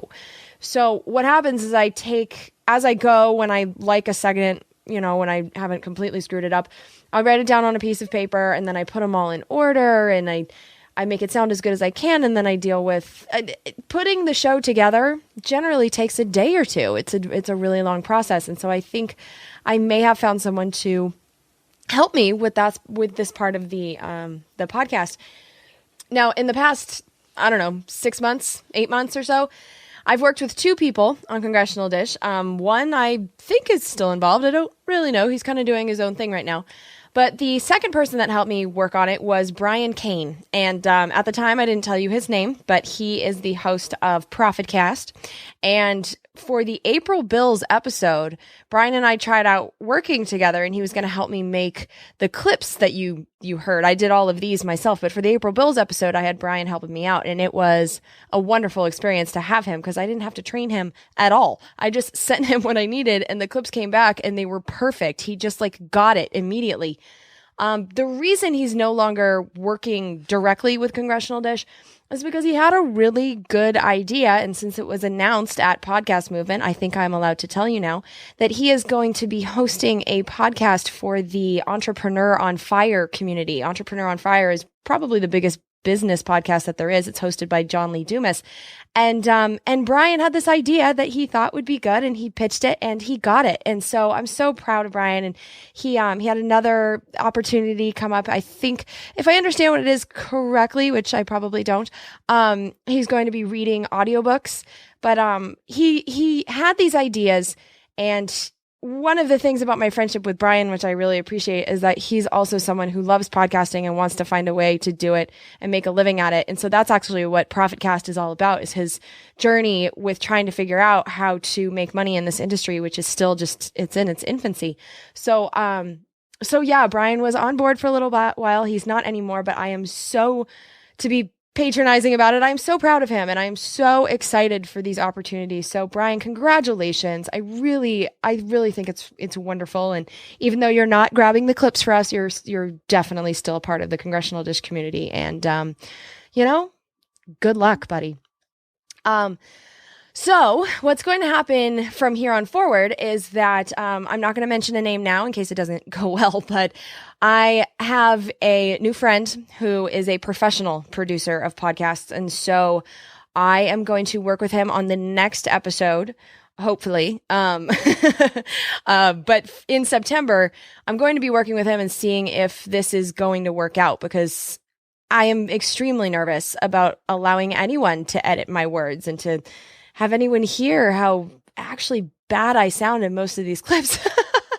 But so yeah, I'm going to be training him. That might slow down the June bills episode a little bit, but long term, being able to pay someone to help me with this, I'm hoping it will allow me to consistently produce more episodes once I have help with the stuff that I don't really need to be doing. I mean, taking all these clips and putting them in a row and making it sound good. It's a part that I actually enjoy doing, but it doesn't have to be done by me. So I'm hoping that this will work out. So that's something I'm going to be working on next month in September for the June bills episode. My next move from there after the wonderful podcast movement, which by the way, the next one is going to be in Chicago from July 6th through 8th, I believe. And I've already bought my ticket. So I'm 100% definitely going. It is hands down the best conference I've ever been to. And next year I would not miss it. So if you are in the podcasting industry, please join us because it was one of the best experiences I've had yet in this whole podcasting thing. So after leaving Fort Worth, I took an Amtrak train to Chicago, which was 6.5 hours late. One of the things that I learned in that experience, when I planned this whole Amtrak trip, because I took an Amtrak train to go from Fort Worth to Chicago, and then I went from Toledo to DC, and then from DC to Miami, and I took my Amtrak the entire time. I thought that I would have Wi-Fi, or at least for part of it, because on the Coast Starlight, which is the train that goes from Seattle to Los Angeles, I've taken that like 2 or 3 times now, and there's Wi-Fi in at least a small section of it. On the rest of these trains going all over the country, there wasn't Wi-Fi a single time. So I had purchased more data on my phone just in case, because I thought this might have been a possibility. But I burned through the data so fast trying to work on the train that it became really, really hard. That's another reason why the June bills episode didn't really work out. And it's such a shame because I had so much time by myself that I could have been working on these trains. And for the simple fact that they make me use my own data, I just couldn't. I'm going to have to get a very, very expensive plan if I want to work while traveling, or I can't take trains. I have to take airplanes, or actually the Megabus worked really, really well, but that doesn't work well for overnight trips. So that was a huge disappointment, and it's actually something that I think I'm going to start calling congressmen about, is getting Wi-Fi on these trains, because if we want passenger rail in this country to be a viable mode of transportation, people need to be able to work, because I was on the train for literally days. And especially when I was 7 hours late getting into Chicago, that's 7 hours that I didn't want to just sit there and do nothing. But anyway, got to Chicago and I did a live podcast with the hosts of Political Discontent, Lauren and Kevin. I've been on their show a few times, but it was really cool to put faces to the voices and the people that I now consider friends, you know, so to actually meet them and sit in a room and have a conversation, it was really, really great. And so you can hear our conversation if you want to on, it's called Political Discontent. It's available anywhere that podcasts can be found. Their favorite place to find their podcast is podbay.fm. They're big, big fans. But yeah, it was really, I had a great time recording that podcast. And another thing that's funny about podcasting, just to show you what a low budget operation this entire industry is, there was an issue with the microphone stand. And so we were talking into a microphone that was jerry rigged on top of a trash can in my hotel room. So, you know, that's the state of podcasting. And I just tweeted out a picture of my own podcasting setup in my new apartment. It turns out my little corner of my living room here where I've set up my desk is kind of echoey. So I have blankets right now pinned all over the walls trying to take out some of the echo. And I tweeted a picture of that if you want to check it out. But podcasting, man, we're not exactly CNN. So anyway, after doing that live podcast, we went across the street and had our Chicago meetup. And there were 8 of us, and it was such a great time. I was actually really nervous. This is the first time that I had put it out there to, you know, relative strangers that I'm going to be somewhere, so come hang out. And, you know, Bryce Dilley, who has worked with me on this podcast before, he helped with the budget episode. He actually read part of the bill, which was super helpful, and he did a great job with it. Bryce came down from Wisconsin with his friend Alex, Wisconsin and Chicago are not exactly, I mean, that was hours that it took them to get there. So I was so thrilled with that. And Bryce brought me a book. He brought he brought Do Not Ask What Good We Do by Robert Draper, and it was about the 112th Congress. So Congressional Dish covered the 113th. That was my first Congress. That was the one where I was just learning how everything works. We're now in the 114th, and this was a book about the 112th. And thank God he brought me that book. Otherwise, I would have nothing to do on the train, and I read the entire thing. Bryce, you were so right. I love that book. I learned so much about these people and how Congress works, and I learned just so much, and I love that book. So thank you so much for bringing that for me. That was so nice of you. And just thank you for coming. Also, thank you to Dylan and Zoran and Josh, who also came. Zoran brought $50 in cash, so he also contributed to Congressional Dish along with coming to see me, which was really nice. And we talked about nuclear power, and we had a very nice conversation. And then Josh is someone who is trying to actually create a new program, basically, to help us communicate with our representatives. So just very inspirational, wonderful people. And so the whole meetup thing was not nearly as scary as I thought it was. And thank you for coming, and thank you for being so kind and nice to me. And I really enjoyed it, and I'll definitely do more of these because you guys made it a good experience. So thank you. After Chicago, I went to Toledo, where my stepbrother and his family live. And, I had a great time with them. But I also got to go to Nick Suberling's house. He also lives in Toledo, basically like half a mile away from my brother, which is so crazy. But Nick is the host of Inside the Jungle. So now that we're all in the fantasy football draft mode, Inside the Jungle is about the Cincinnati Bengals. So if you want some inside info on what's going on that team, Inside the Jungle is where you need to look. And Nick has an actual podcast studio with a door and nice equipment. And so I got to go and see it and sit in kind of my dream studio that doesn't have blankets taped to the walls. And it was really cool. And Nick he's probably one of my best podcasting friends. So to meet his family and see just a glimpse into his life, it was really wonderful. So thank you, Nick. That was one of the highlights of my trip. I really, really enjoyed it. From there, I took an Amtrak I was on my way to Miami, but I had a layover in DC. That train was 2.5 hours late, but that was fine because I had scheduled like a 7-hour layover, so it was fine. And I got to meet Josh. Josh, I never asked how to pronounce your last name. So I'm going to guess it is Tauberer, Josh Tauberer. But this is why I'm so excited about this. He created govtrack.us.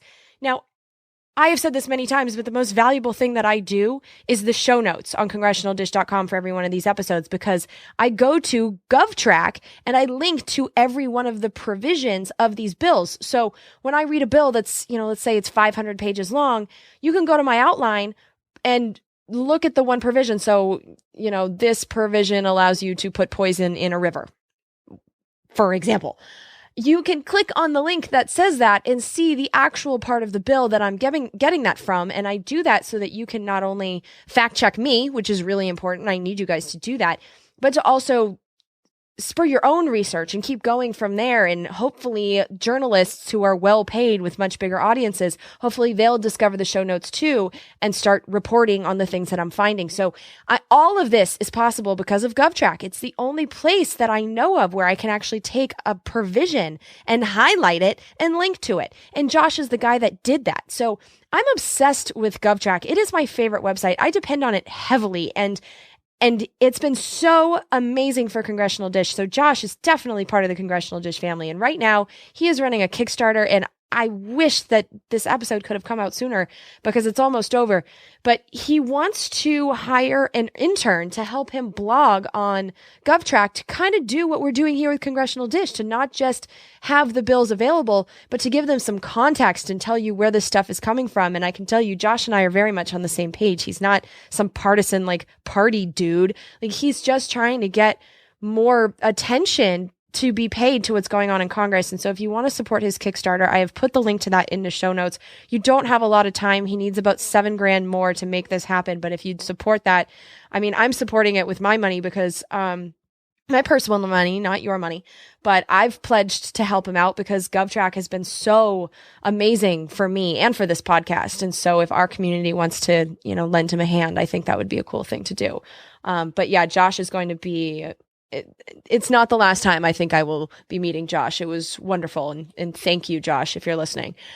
From DC, I went to Miami. And Miami, I did take a couple of days off and just hung out with my sister and my brother-in-law and their adorable little 18-month-old nugget named Hannah, who I just love so much. She's my little boo, and I had so much fun with them. And while I was there, I got an invitation from Leah Weston, and Leah invited me to Emerge Miami. And I told you guys that I was going to that. And their meeting, I had no idea what I was walking into, to be honest. I was really clueless about the whole thing on so many levels. And what it was is I walked into a record store after my bus didn't show up. There was a bus that was supposed to take me from my hotel, a city bus, to this place, kind of not that far, but like half an hour away. And it was supposed to be a direct shot. And 2 buses in a row just failed to appear. I had no idea what to do. So instead of being late, I called an Uber. But I've never been in a city before where public transportation is that unreliable. I mean, usually maybe it's off, especially a bus, by a couple of minutes. So I thought, maybe I just missed the first one. But when the second one didn't show up, I was like, oh, wait, there's a problem. So I had that experience. But once I got to the record store, it's called Sweat Records, not Sweet Records. It's really sad that you guys are counting on me to read congressional bills for you when I don't know the difference between sweat and sweet. But it's called Sweat Records. Very cool record store if you're ever in Miami. And Emerge Miami meets kind of in the back. And these are the most inspirational people I have ever met. Most of them were my age, so 20s, 30s. And they sat down, and in an hour, they had this very detailed agenda, and they kept the meeting moving, and they were signing each other up to go to local community meetings with their representatives and actually tell their representatives what they wanted. And they were making like a party out of it. So this one idea that they had in particular, that they kept saying, like, who wants to do this? And I wanted to raise my hand so desperately. And I was just like, oh, wait, I don't live in Miami. I can't do this. But if I lived in Miami, I would be hanging out with these people all the time, because they wanted to go to, I think it was a city council meeting. And I guess these things just go until they're over, and so they can last until the middle of the night. So their idea was to find some kind of way to have someone in charge of figuring out who's the next speaker. And while you're waiting for your turn, they'd be having like a barbecue with music, where they'd be hanging out in front, outdoors, and basically making it a party. And so I love that. And so just to know that these people exist, and to have an example in my head of people that are making a difference in their community. I mean, one of them secured $24,000 to update a bike path, it was right behind his apartment. So I think that's how that section was picked. But he's still making a huge difference in his community. And they were showing me how they, in the last 10 years, are responsible for the bike lanes that are appearing all over Miami. So these people are making a real difference. And I was just thrilled to get to spend some time with them there. I'm in awe of every single one of them, it's amazing that they wanted to meet me, because they're doing just wonderful, wonderful work. And based on their inspiration, when I got home, I looked up my own representatives, because even though I definitely call and I email my representatives, I do it really often actually, but I've never actually shown up to a town hall meeting with a representative. And it turns out that my new representative here in Walnut Creek, I've only been here for like a week. My new representative is Mark DeSaulnier, and he's having a town hall on Wednesday. So I'm releasing this, and I know that this is really short notice. It'll probably just be me and Joe showing up. But if you're in the Bay Area and you'd like to join me at my first town hall, he's going to be in Orinda, right off of the BART station, right there at the Orinda Library Auditorium. It's going to be Wednesday, September 2nd from 6:30 to 8. I'm going to go. And if you're there, I'll probably go afterwards to Piccolo Napoli, which is a pizza place apparently, but they have $4 beers on Wednesday. So I'm suckering my husband into coming to this with me with the promise of beer. So if you'd like to join us, God, I think that would be so fun to get a little group together. And next time I'll give you more warning. But yeah, this is happening. And I'm going to go to my first meeting. And I probably wouldn't have done this had I not met the people at Emerge Miami. So thank you. Thank you for the inspiration, for the invitation, for the wonderful company. Annette, thanks for the drink. I had a truly wonderful, eye-opening time with you guys. And next time I come to Miami, I'm definitely going to come back and say hi. Let's see. Okay, so that was my trip, and that's what I've been up to. And in the meantime, I was listening to these hearings and downloading bills, and but I'm trying to figure out a way to do this type of traveling, because going to Podcast Movement definitely improved my show. Going to Emerge Miami improved my awareness. You know, I learned so much about different parts of the country. I really want to keep traveling, and I need to find a way to do this show on the road. And unfortunately, I think the Amtrak thing was a failed experiment, at least until I can get Wi-Fi. But I learned some things, and that's one of them, you know? So I don't know, figure it out from there. I guess I really don't want to fly absolutely everywhere. And yes, it's because of my carbon footprint. I don't want to be burning so many fossil fuels, and I want to support train travel, but Amtrak makes it so goddamn hard. So I don't know. I'm still going to try and figure out some way to make that work. It didn't work this time. But this episode turned out pretty good, actually, because I had time to listen to all those hearings and press conferences. And so maybe that's what I learned, that a rabbit hole episode is something that I can plan when I'm on the road, something where I'm listening more than I'm reading. So I don't know. I guess I did learn something after all about traveling and working.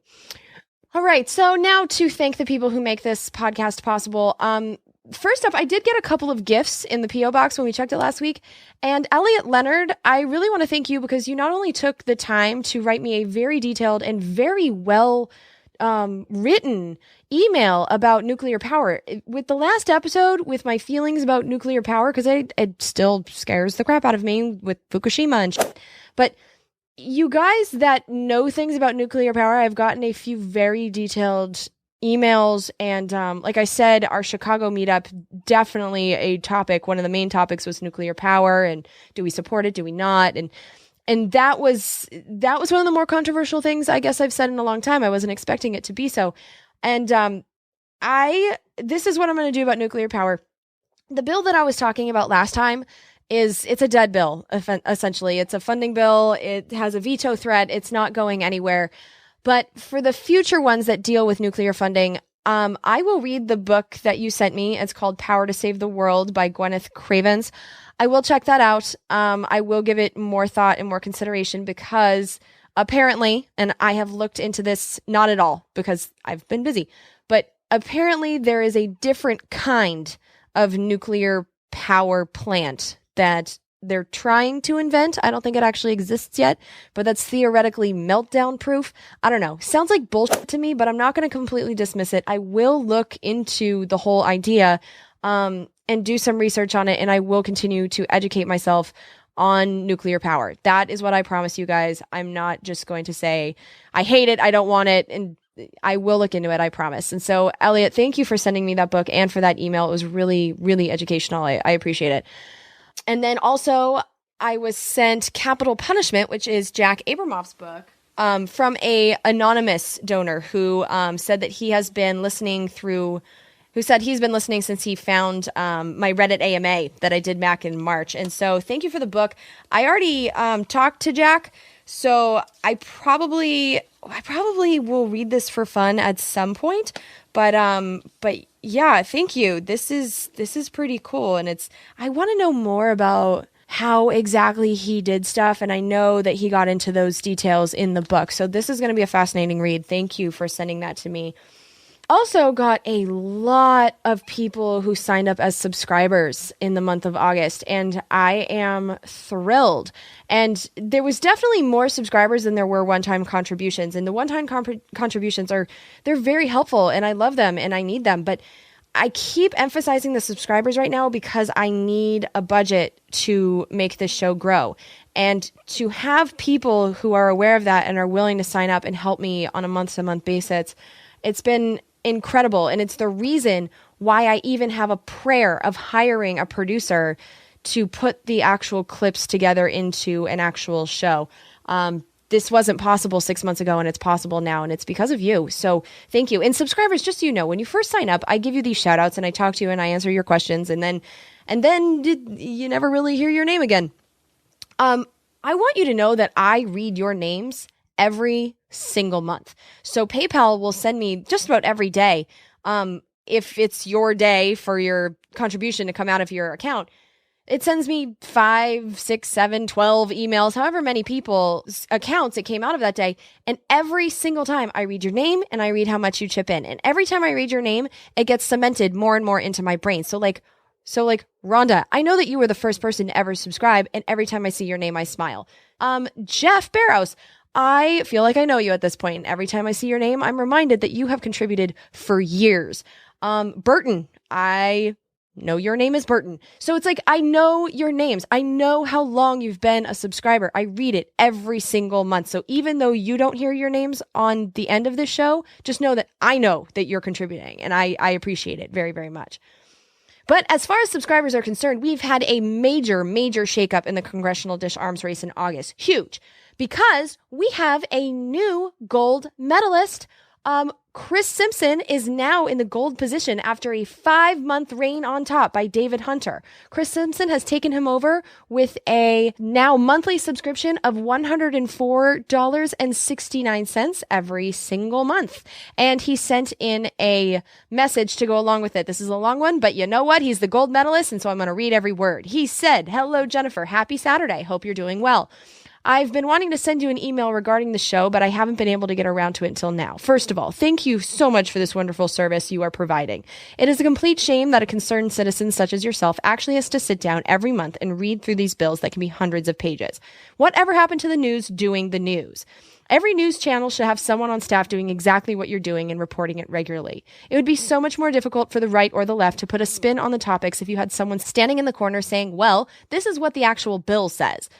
I know your normal advice in the show is to contact your representative when you don't agree with something being proposed. It certainly isn't difficult to fire off an email or pick up the phone, but it can be time-consuming.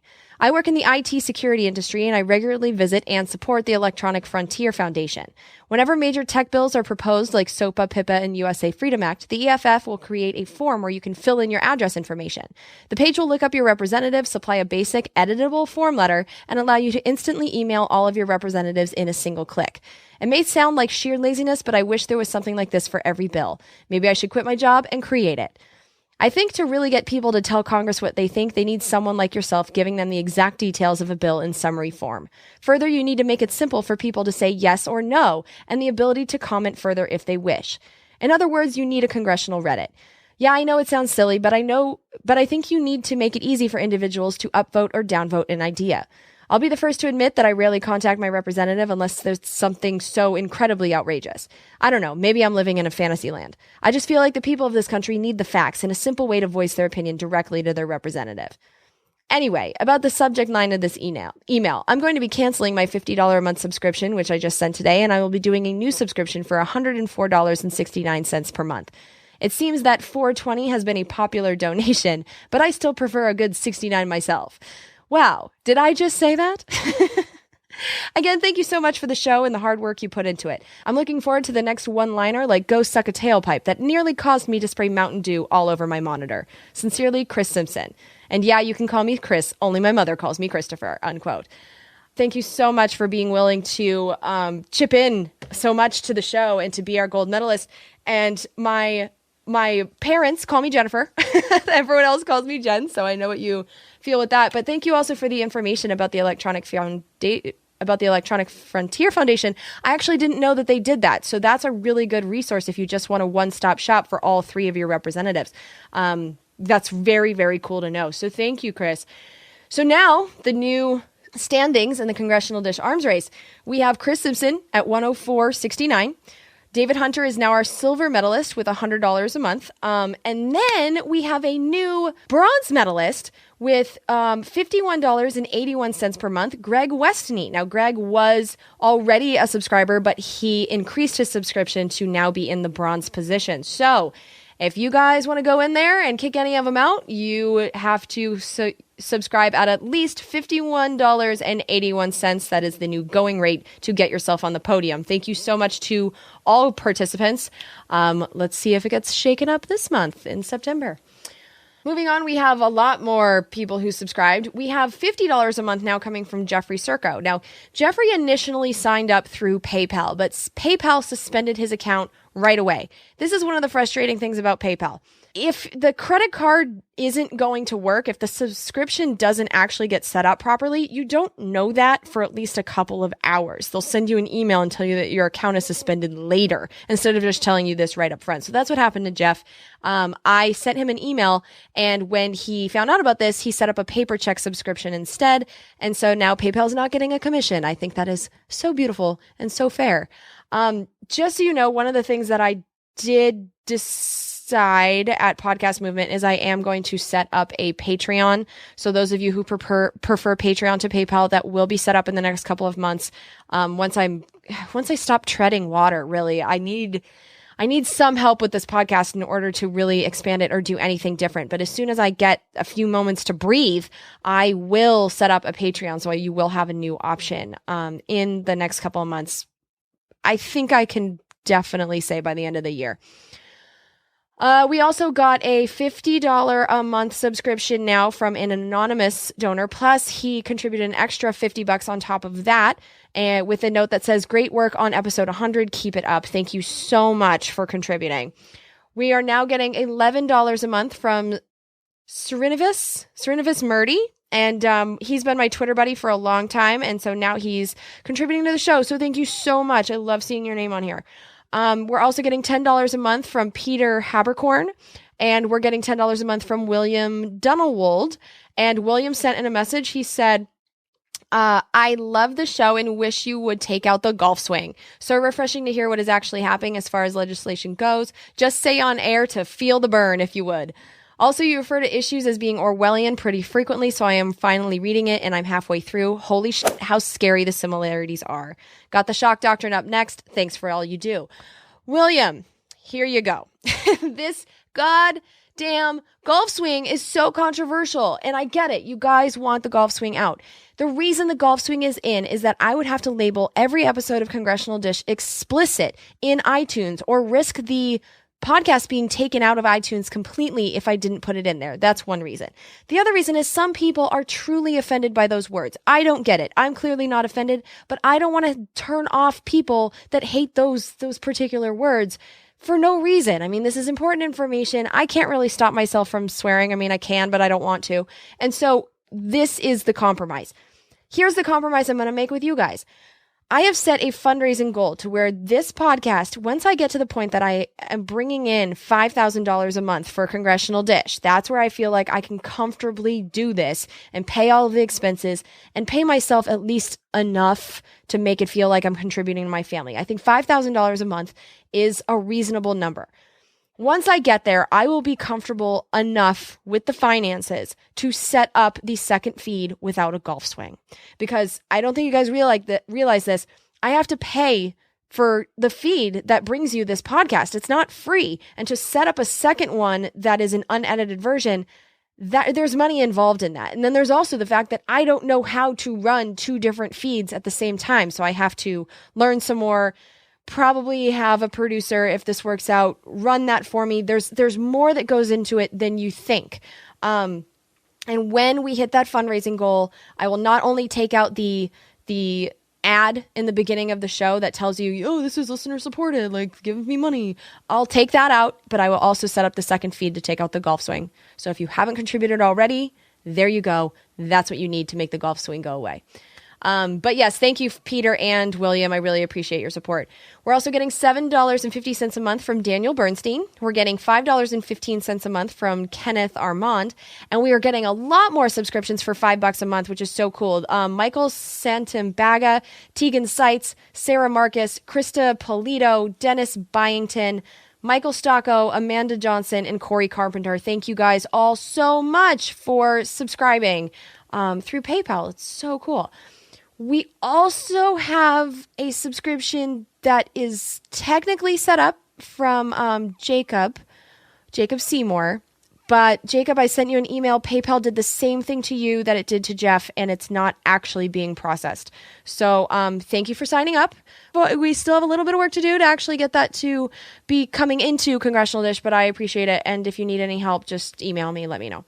We're also getting, this is an interesting number, $2.46 per month from Adam DeRosiers. I hope I got that right. And last, we got a $1 subscription a month now from Nicholas Fry. And like I've told you guys, if you have a cable subscription, you're giving $1.50 a month to Fox News every single month. And so, Nicholas, thank you for the buck. I feel like I'm almost as good as Fox News. But seriously, to all the new subscribers, I really appreciate you willing to be a part of this project. You're great. We also got some one-time contributions. The largest one for the month of August was $101 from Yashid Brown. Yashid said, quote, "It's not much, but I figured I'd donate $1 for every episode I've listened to so far. Thanks, Jen." Thank you, Yashid. $1 an episode, totally fair. We also got $100 from Chan Nguyen of Fort Mill, South Carolina. Thank you. We got $50 from Eleanor Maury. She said, quote, "I didn't see the option to make it monthly, so here's a lump sum for now. I really appreciate what you're doing," unquote. All right, so here's what's going on with the make it monthly button. If you want to subscribe, you have to do it on a computer, apparently. If you try and do it on your phone or on a tablet, the Make It Monthly checkbox doesn't show up. And I just tested it, and this is true. I couldn't get it to work either. So if you want to make it monthly, you have to do it on a computer, and you'll see it's just this little tiny checkbox, and then your contribution will come out every month. I'm sorry that that's difficult. I don't know why. It is what it is. But there you go. So thanks, Eleanor. I appreciate your contribution. We are also getting $50 one-time contribution from Randall Myers. He said, quote, "Another great podcast and excellent analysis of the recent bills being passed. Hat tip to John C. Dvorak and Adam Curry of No Agenda for turning me onto your podcast and for the value for value model. Keep up the excellent work, Jennifer." Randall in Manassas, Virginia. John C. Dvorak and Adam Curry, if you guys are not listening to No Agenda, you're missing out on some really good analysis. Now, they look at things on a global level, which I think is it's essential. And, I actually had the pleasure recently of meeting both John and Adam in person. So I think I can officially call them both my friends. And so, I appreciate the work that they're doing. And I highly suggest checking out their podcast if you haven't already. So thanks, Randall. We also got $50 from Jane Seneco of Cape May, New Jersey. We got $30 from Alicia Millspa of Springfield, Pennsylvania. Thank you to both of you girls. We got $20 from Chad Estes, who said, quote, "Keep up the amazing work, Jennifer. Before discovering your podcast, I had to do a lot of research and information digging on my own. Thank you so much," unquote. And Chad, you are very welcome. We also got an anonymous contribution of $13.23 in Bitcoin. Haven't gotten some Bitcoin in a while. Do people still use that? I mean, I guess so. We got a contribution. So, yeah, thanks for the Bitcoin. We got $12 from Nicholas Zarkias. Did I go to high school with you? I may have gone to high school with you. Nicholas, let me know if I went to high school with you. Regardless, thank you for the $12. We also got $10, another $10 from Davey McNaughton of Ontario, Canada. Thank you to our neighbor from the north. We also got, even though you guys are suing us in the WTO system for our labels, how dare you, Davey? Yeah, thanks, Davey. We got $8.75 from Charlie Lex, who said, quote, "Please have a Chipotle burrito bowl on me. Not actual instructions, just a suggestion," unquote. And Charlie, I totally am going to. It's my favorite. I eat at Chipotle if I can, because I don't live within walking distance of one. But I try to eat there at least twice a week. I love it. It is my favorite, and it's Weight Watchers friendly. I don't know if I've told you guys this before, but I've been on Weight Watchers for 10 years. And so if I get Chipotle for dinner, I can see how many points I have left and order my dinner accordingly, which has made it so much easier for me to keep my weight off. I've lost 60 pounds, and I've kept it off. And Chipotle is a big reason. So I'm obsessed with Chipotle, and thank you. And I am definitely going to have a burrito bowl probably on you because I never have enough points left over for the tortilla, ever. Let's see. We also got $5.15 from Wiggins, and they said, quote, love this. Thank you so much, unquote. Thank you. We got $5 from Michael Zachary of Chula Vista and also from Dennis Marino. And we also got $1 from Luis Jimenez, and he said, quote, I've been listening for the past 3 episodes now, and I am a big fan of your show. I'm usually a free rider, but you do such a great job. I feel like I'm stealing by not contributing to such a great service. I just signed up for a recurring monthly contribution. Also, cool idea to outsource some of the extra work to your fans. Keep up the good work. It is much appreciated. Fan of the show, Lewis. Thank you so much. And I just want to let you know that it didn't actually come through as a recurring monthly contribution. It came in as a one-time. So you might want to try that again next month. Yeah, email me and I'll help you through this. It's PayPal. That's one of the reasons I'm going to set up a Patreon, because PayPal has a good service and it does what we need it to do, but it's a little bit difficult and I haven't heard these kind of problems with Patreon. So I'll set that up as soon as I can, I promise. And then finally, the paper checks. And you guys should know that PayPal takes a 3% commission, and Patreon, when I set it up, they're actually going to take a 5%, which is one of the reasons that I didn't set up a Patreon to begin with, because they take even more than PayPal. But Patreon has its own benefits, which I'll talk about when I actually set it up. But the people that take the time to send in physical checks, a physical check means that Congressional Dish gets every dime. There's no one else taking a cut. And so these are great. And thank you very much for doing that. First up, we have $50 from Allison Riley, and she sent a note. Her note says, Jen, I'm very sorry that your rats died. My condolences to you. Rodents are awesome. I grew up with mice as pets, and they are lots of fun because you can recycle things like newspaper and paper towels to entertain them. They run around and squeak and move all the newspaper strips to make their cage all comfy. Rodents' tails are the coolest. They are not gross. Rats and mice make great pets because they are low maintenance and you can watch them through their cage. Thank you for promoting them. I have a cat now, so I can't have a rodent as well. My cat would watch them all day and freak out the poor things. Sincerely, Allie. Allie, thank you for having my back on the fact that rats are the coolest. And I miss them terribly, actually. And I opened your letter for the first time when my husband's been out of town this weekend. He went to a bachelor party. And so I worked through the whole weekend, and I got your letter at night. And it was my first time at home here for years without them. And it was sad, but I'm doing a little bit better. I do think I need another pet in my life, though. I really miss it. And spending all day here in this apartment by myself, it's lonely. So I think the question that we're looking at now, we have a trip to Hawaii actually coming up at the end of September, which I'm thinking for that trip, I'm going to take an actual vacation. I've been doing workcations now for 3 years, and I think it's going to be really good for me to just kind of turn it off. So when I go to Hawaii, that's going to be for a little over a week. And when I get back, Joe and I are going to have a discussion about, do we get another round of rats or do we get a dog? And I do not know what to do because they're very different levels of commitment. And there's a lot of different factors in that, but I definitely need a pet. I think I'm ready. So anyway, thank you for the condolences. I appreciate that. We also got another $25 from my good friend Miranda Irving of Best of All Dance in Kansas City. Thank you, girl. Did I give you another holy moment? Because Miranda told us that the reason that she contributes, she sends in checks sporadically, but when she does, it's because I gave her a holy moment. So I wonder what it was. We also got $20 from Ashley Kenton, and she sent in a piece of paper, and the paper was more to protect the check than to write me a letter. She says, nevertheless, thank you for creating Congressional Dish. Ashley, thanks for the money and for the laugh. I appreciate that. We also got $20 from Kevin Moore, $20 from Donna Edney, and $10 from Robert Perez. And it's funny because the memo says on the Briney. And so he sent in a note with it, and it says, first, on the Briney is a play on the term phrase meaning at sea, no lewd intent. And Robert, I didn't think there was lewd intent, but thanks for the clarification. Also, he said, second, why 1028? He said 28 was the cost of coupling Series 4 less shipping.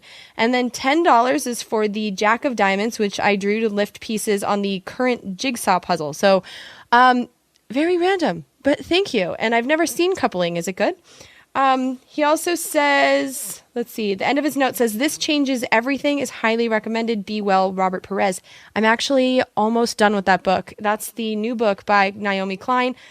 I can't really say that I'm learning too much, although I just got to the part where she's giving examples of how people have kind of like stood up to the system, examples of resistance that are working. So I might learn something at the end, but it is good. I obviously enjoy her work. So thank you very much, Robert. We also got $10 from Garrick Smalley, who's actually, he lives right around the corner from here, really. Well, not right around the corner, but over in Berkeley. But Garrick says, Dear Jen Briney, I love your show. Thank you so much for conceiving it. I hope to help financially more with funding, but for now I plan on giving $10 per month. I found your show when you went on Cara Santa Maria's. I'm sorry to hear about your pets' deaths. I have rabbits and dogs at different times in my life. In both cases, my pets were killed by other animals. Oh, please never apologize for showing your feelings. Because you could and did, I was reminded of all the good times and love shared with my pets and not the pain. Thank you, Garrick Smalley. Very sweet of you. And I'm sorry that your pets were killed by other animals. God, that would be so horrible. I hope you didn't see it. But yeah, it's not easy for me to actually get this personal in the air. This is a new thing. If you're new to this podcast, I didn't really get personal before this year. This is something that's new for me, but it's come to my attention that some people want to know the person who's giving them this information. And so I've decided to kind of open up a little bit. And this whole pet death thing since Memorial Day, it's been really, really hard on me. And so I've shared that, and I appreciate knowing that it's not something that, at least not everybody, I'm sure some people listen to it and, go, oh my God, girl, shut the fuck up about your rats. But it's nice to know that not everybody feels that way. So thank you for letting me know. I appreciate it. We also got $10 from Jim DeBow. We have $6 from Seth Conley. We got another $5 from Bud Johnson, and his note is so cute. It says, on podcast 100, 3 exclamation points, and then he said, you rock, so great. And yeah, Carl Bud Johnson. Thanks, Bud. I appreciate it. And then last we got a buck from RJ and Michelle Burns of West Milford, New Jersey. So thank you to everybody who makes this show possible. I really appreciate your help. Let's see. So for the next month, it looks like in September, I'll be able to get out the June Bills episode because it's going to be going a little bit slower because I'm going to be training someone on the production side of it. And like I told you, 1,800 pages worth of funding bills. I think what I might do about those is I might listen to the hearings about each of those bills. So instead of actually reading them, I'll see what the obvious stuff is and see what the veto threats are all about. Because in general, if there's a veto threat, they'll talk about it out loud in the hearings. So I think that might be how I deal with the funding bills. And then I'll bust out the rest of the bills, train someone with the production side and all of that. We're not ready. I mean, my plan for September was to have the episode that we're working on about getting your name on the ballot. That was going to be the second episode in September, but we're not done getting all of the information. So that's not going to be done by the time I go to Hawaii. And I hope you guys don't mind, but I need a vacation. I have to get away from this for a little while. So I'll finish up the June bills. I'll get right into working on the July bills. And we were drinking at the time, so I'm not holding him to this, but I may also have someone who's going to help me with the show note outlines. So I'll write him an email tomorrow, but I might also be training someone on that end too. So there's a lot of behind the scenes production work that's going to go on in September, but I promise we will get back to the 2 episodes a month at least in October. I can do 2 in October for sure. But bear with me here because I need to get some help, and I need to get that help in a condition where it's actually helpful. So, so that's what it's looking like in September. If I can think of like an interview or something that would be worth your time, maybe I'll do something like that for a second September episode. So I'm not saying for sure there's only 1 in September. There might be 2, but right now plan on 1 very good episode about all of the bills and laws that passed in June. I am exhausted, so I'm going to wrap this up. I hope you guys are doing great, and I will talk to you in a couple weeks. Take care. Bye. We're surrounded now by liars coming at us through our TV screens. We don't have a domestic spying program. They're content to fight in black and white despite the many in-betweens. We got a president who plays with the facts. And then he waves a flag to cover his tracks. As if a lie is alright, if the end will justify the means. Now we are so damn tired of being lied to. The polar ice caps aren't going away. We don't think we can deny it anymore. You can stick to your story if you think it lies. But we're not keeping quiet anymore.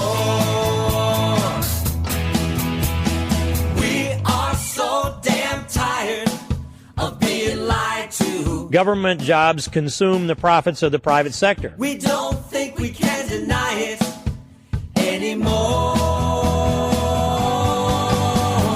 You can stick to your story if you think it flies. But we're not keeping quiet anymore. Now we're not keeping quiet. These bills represent common sense, bipartisan solutions that actually solve problems.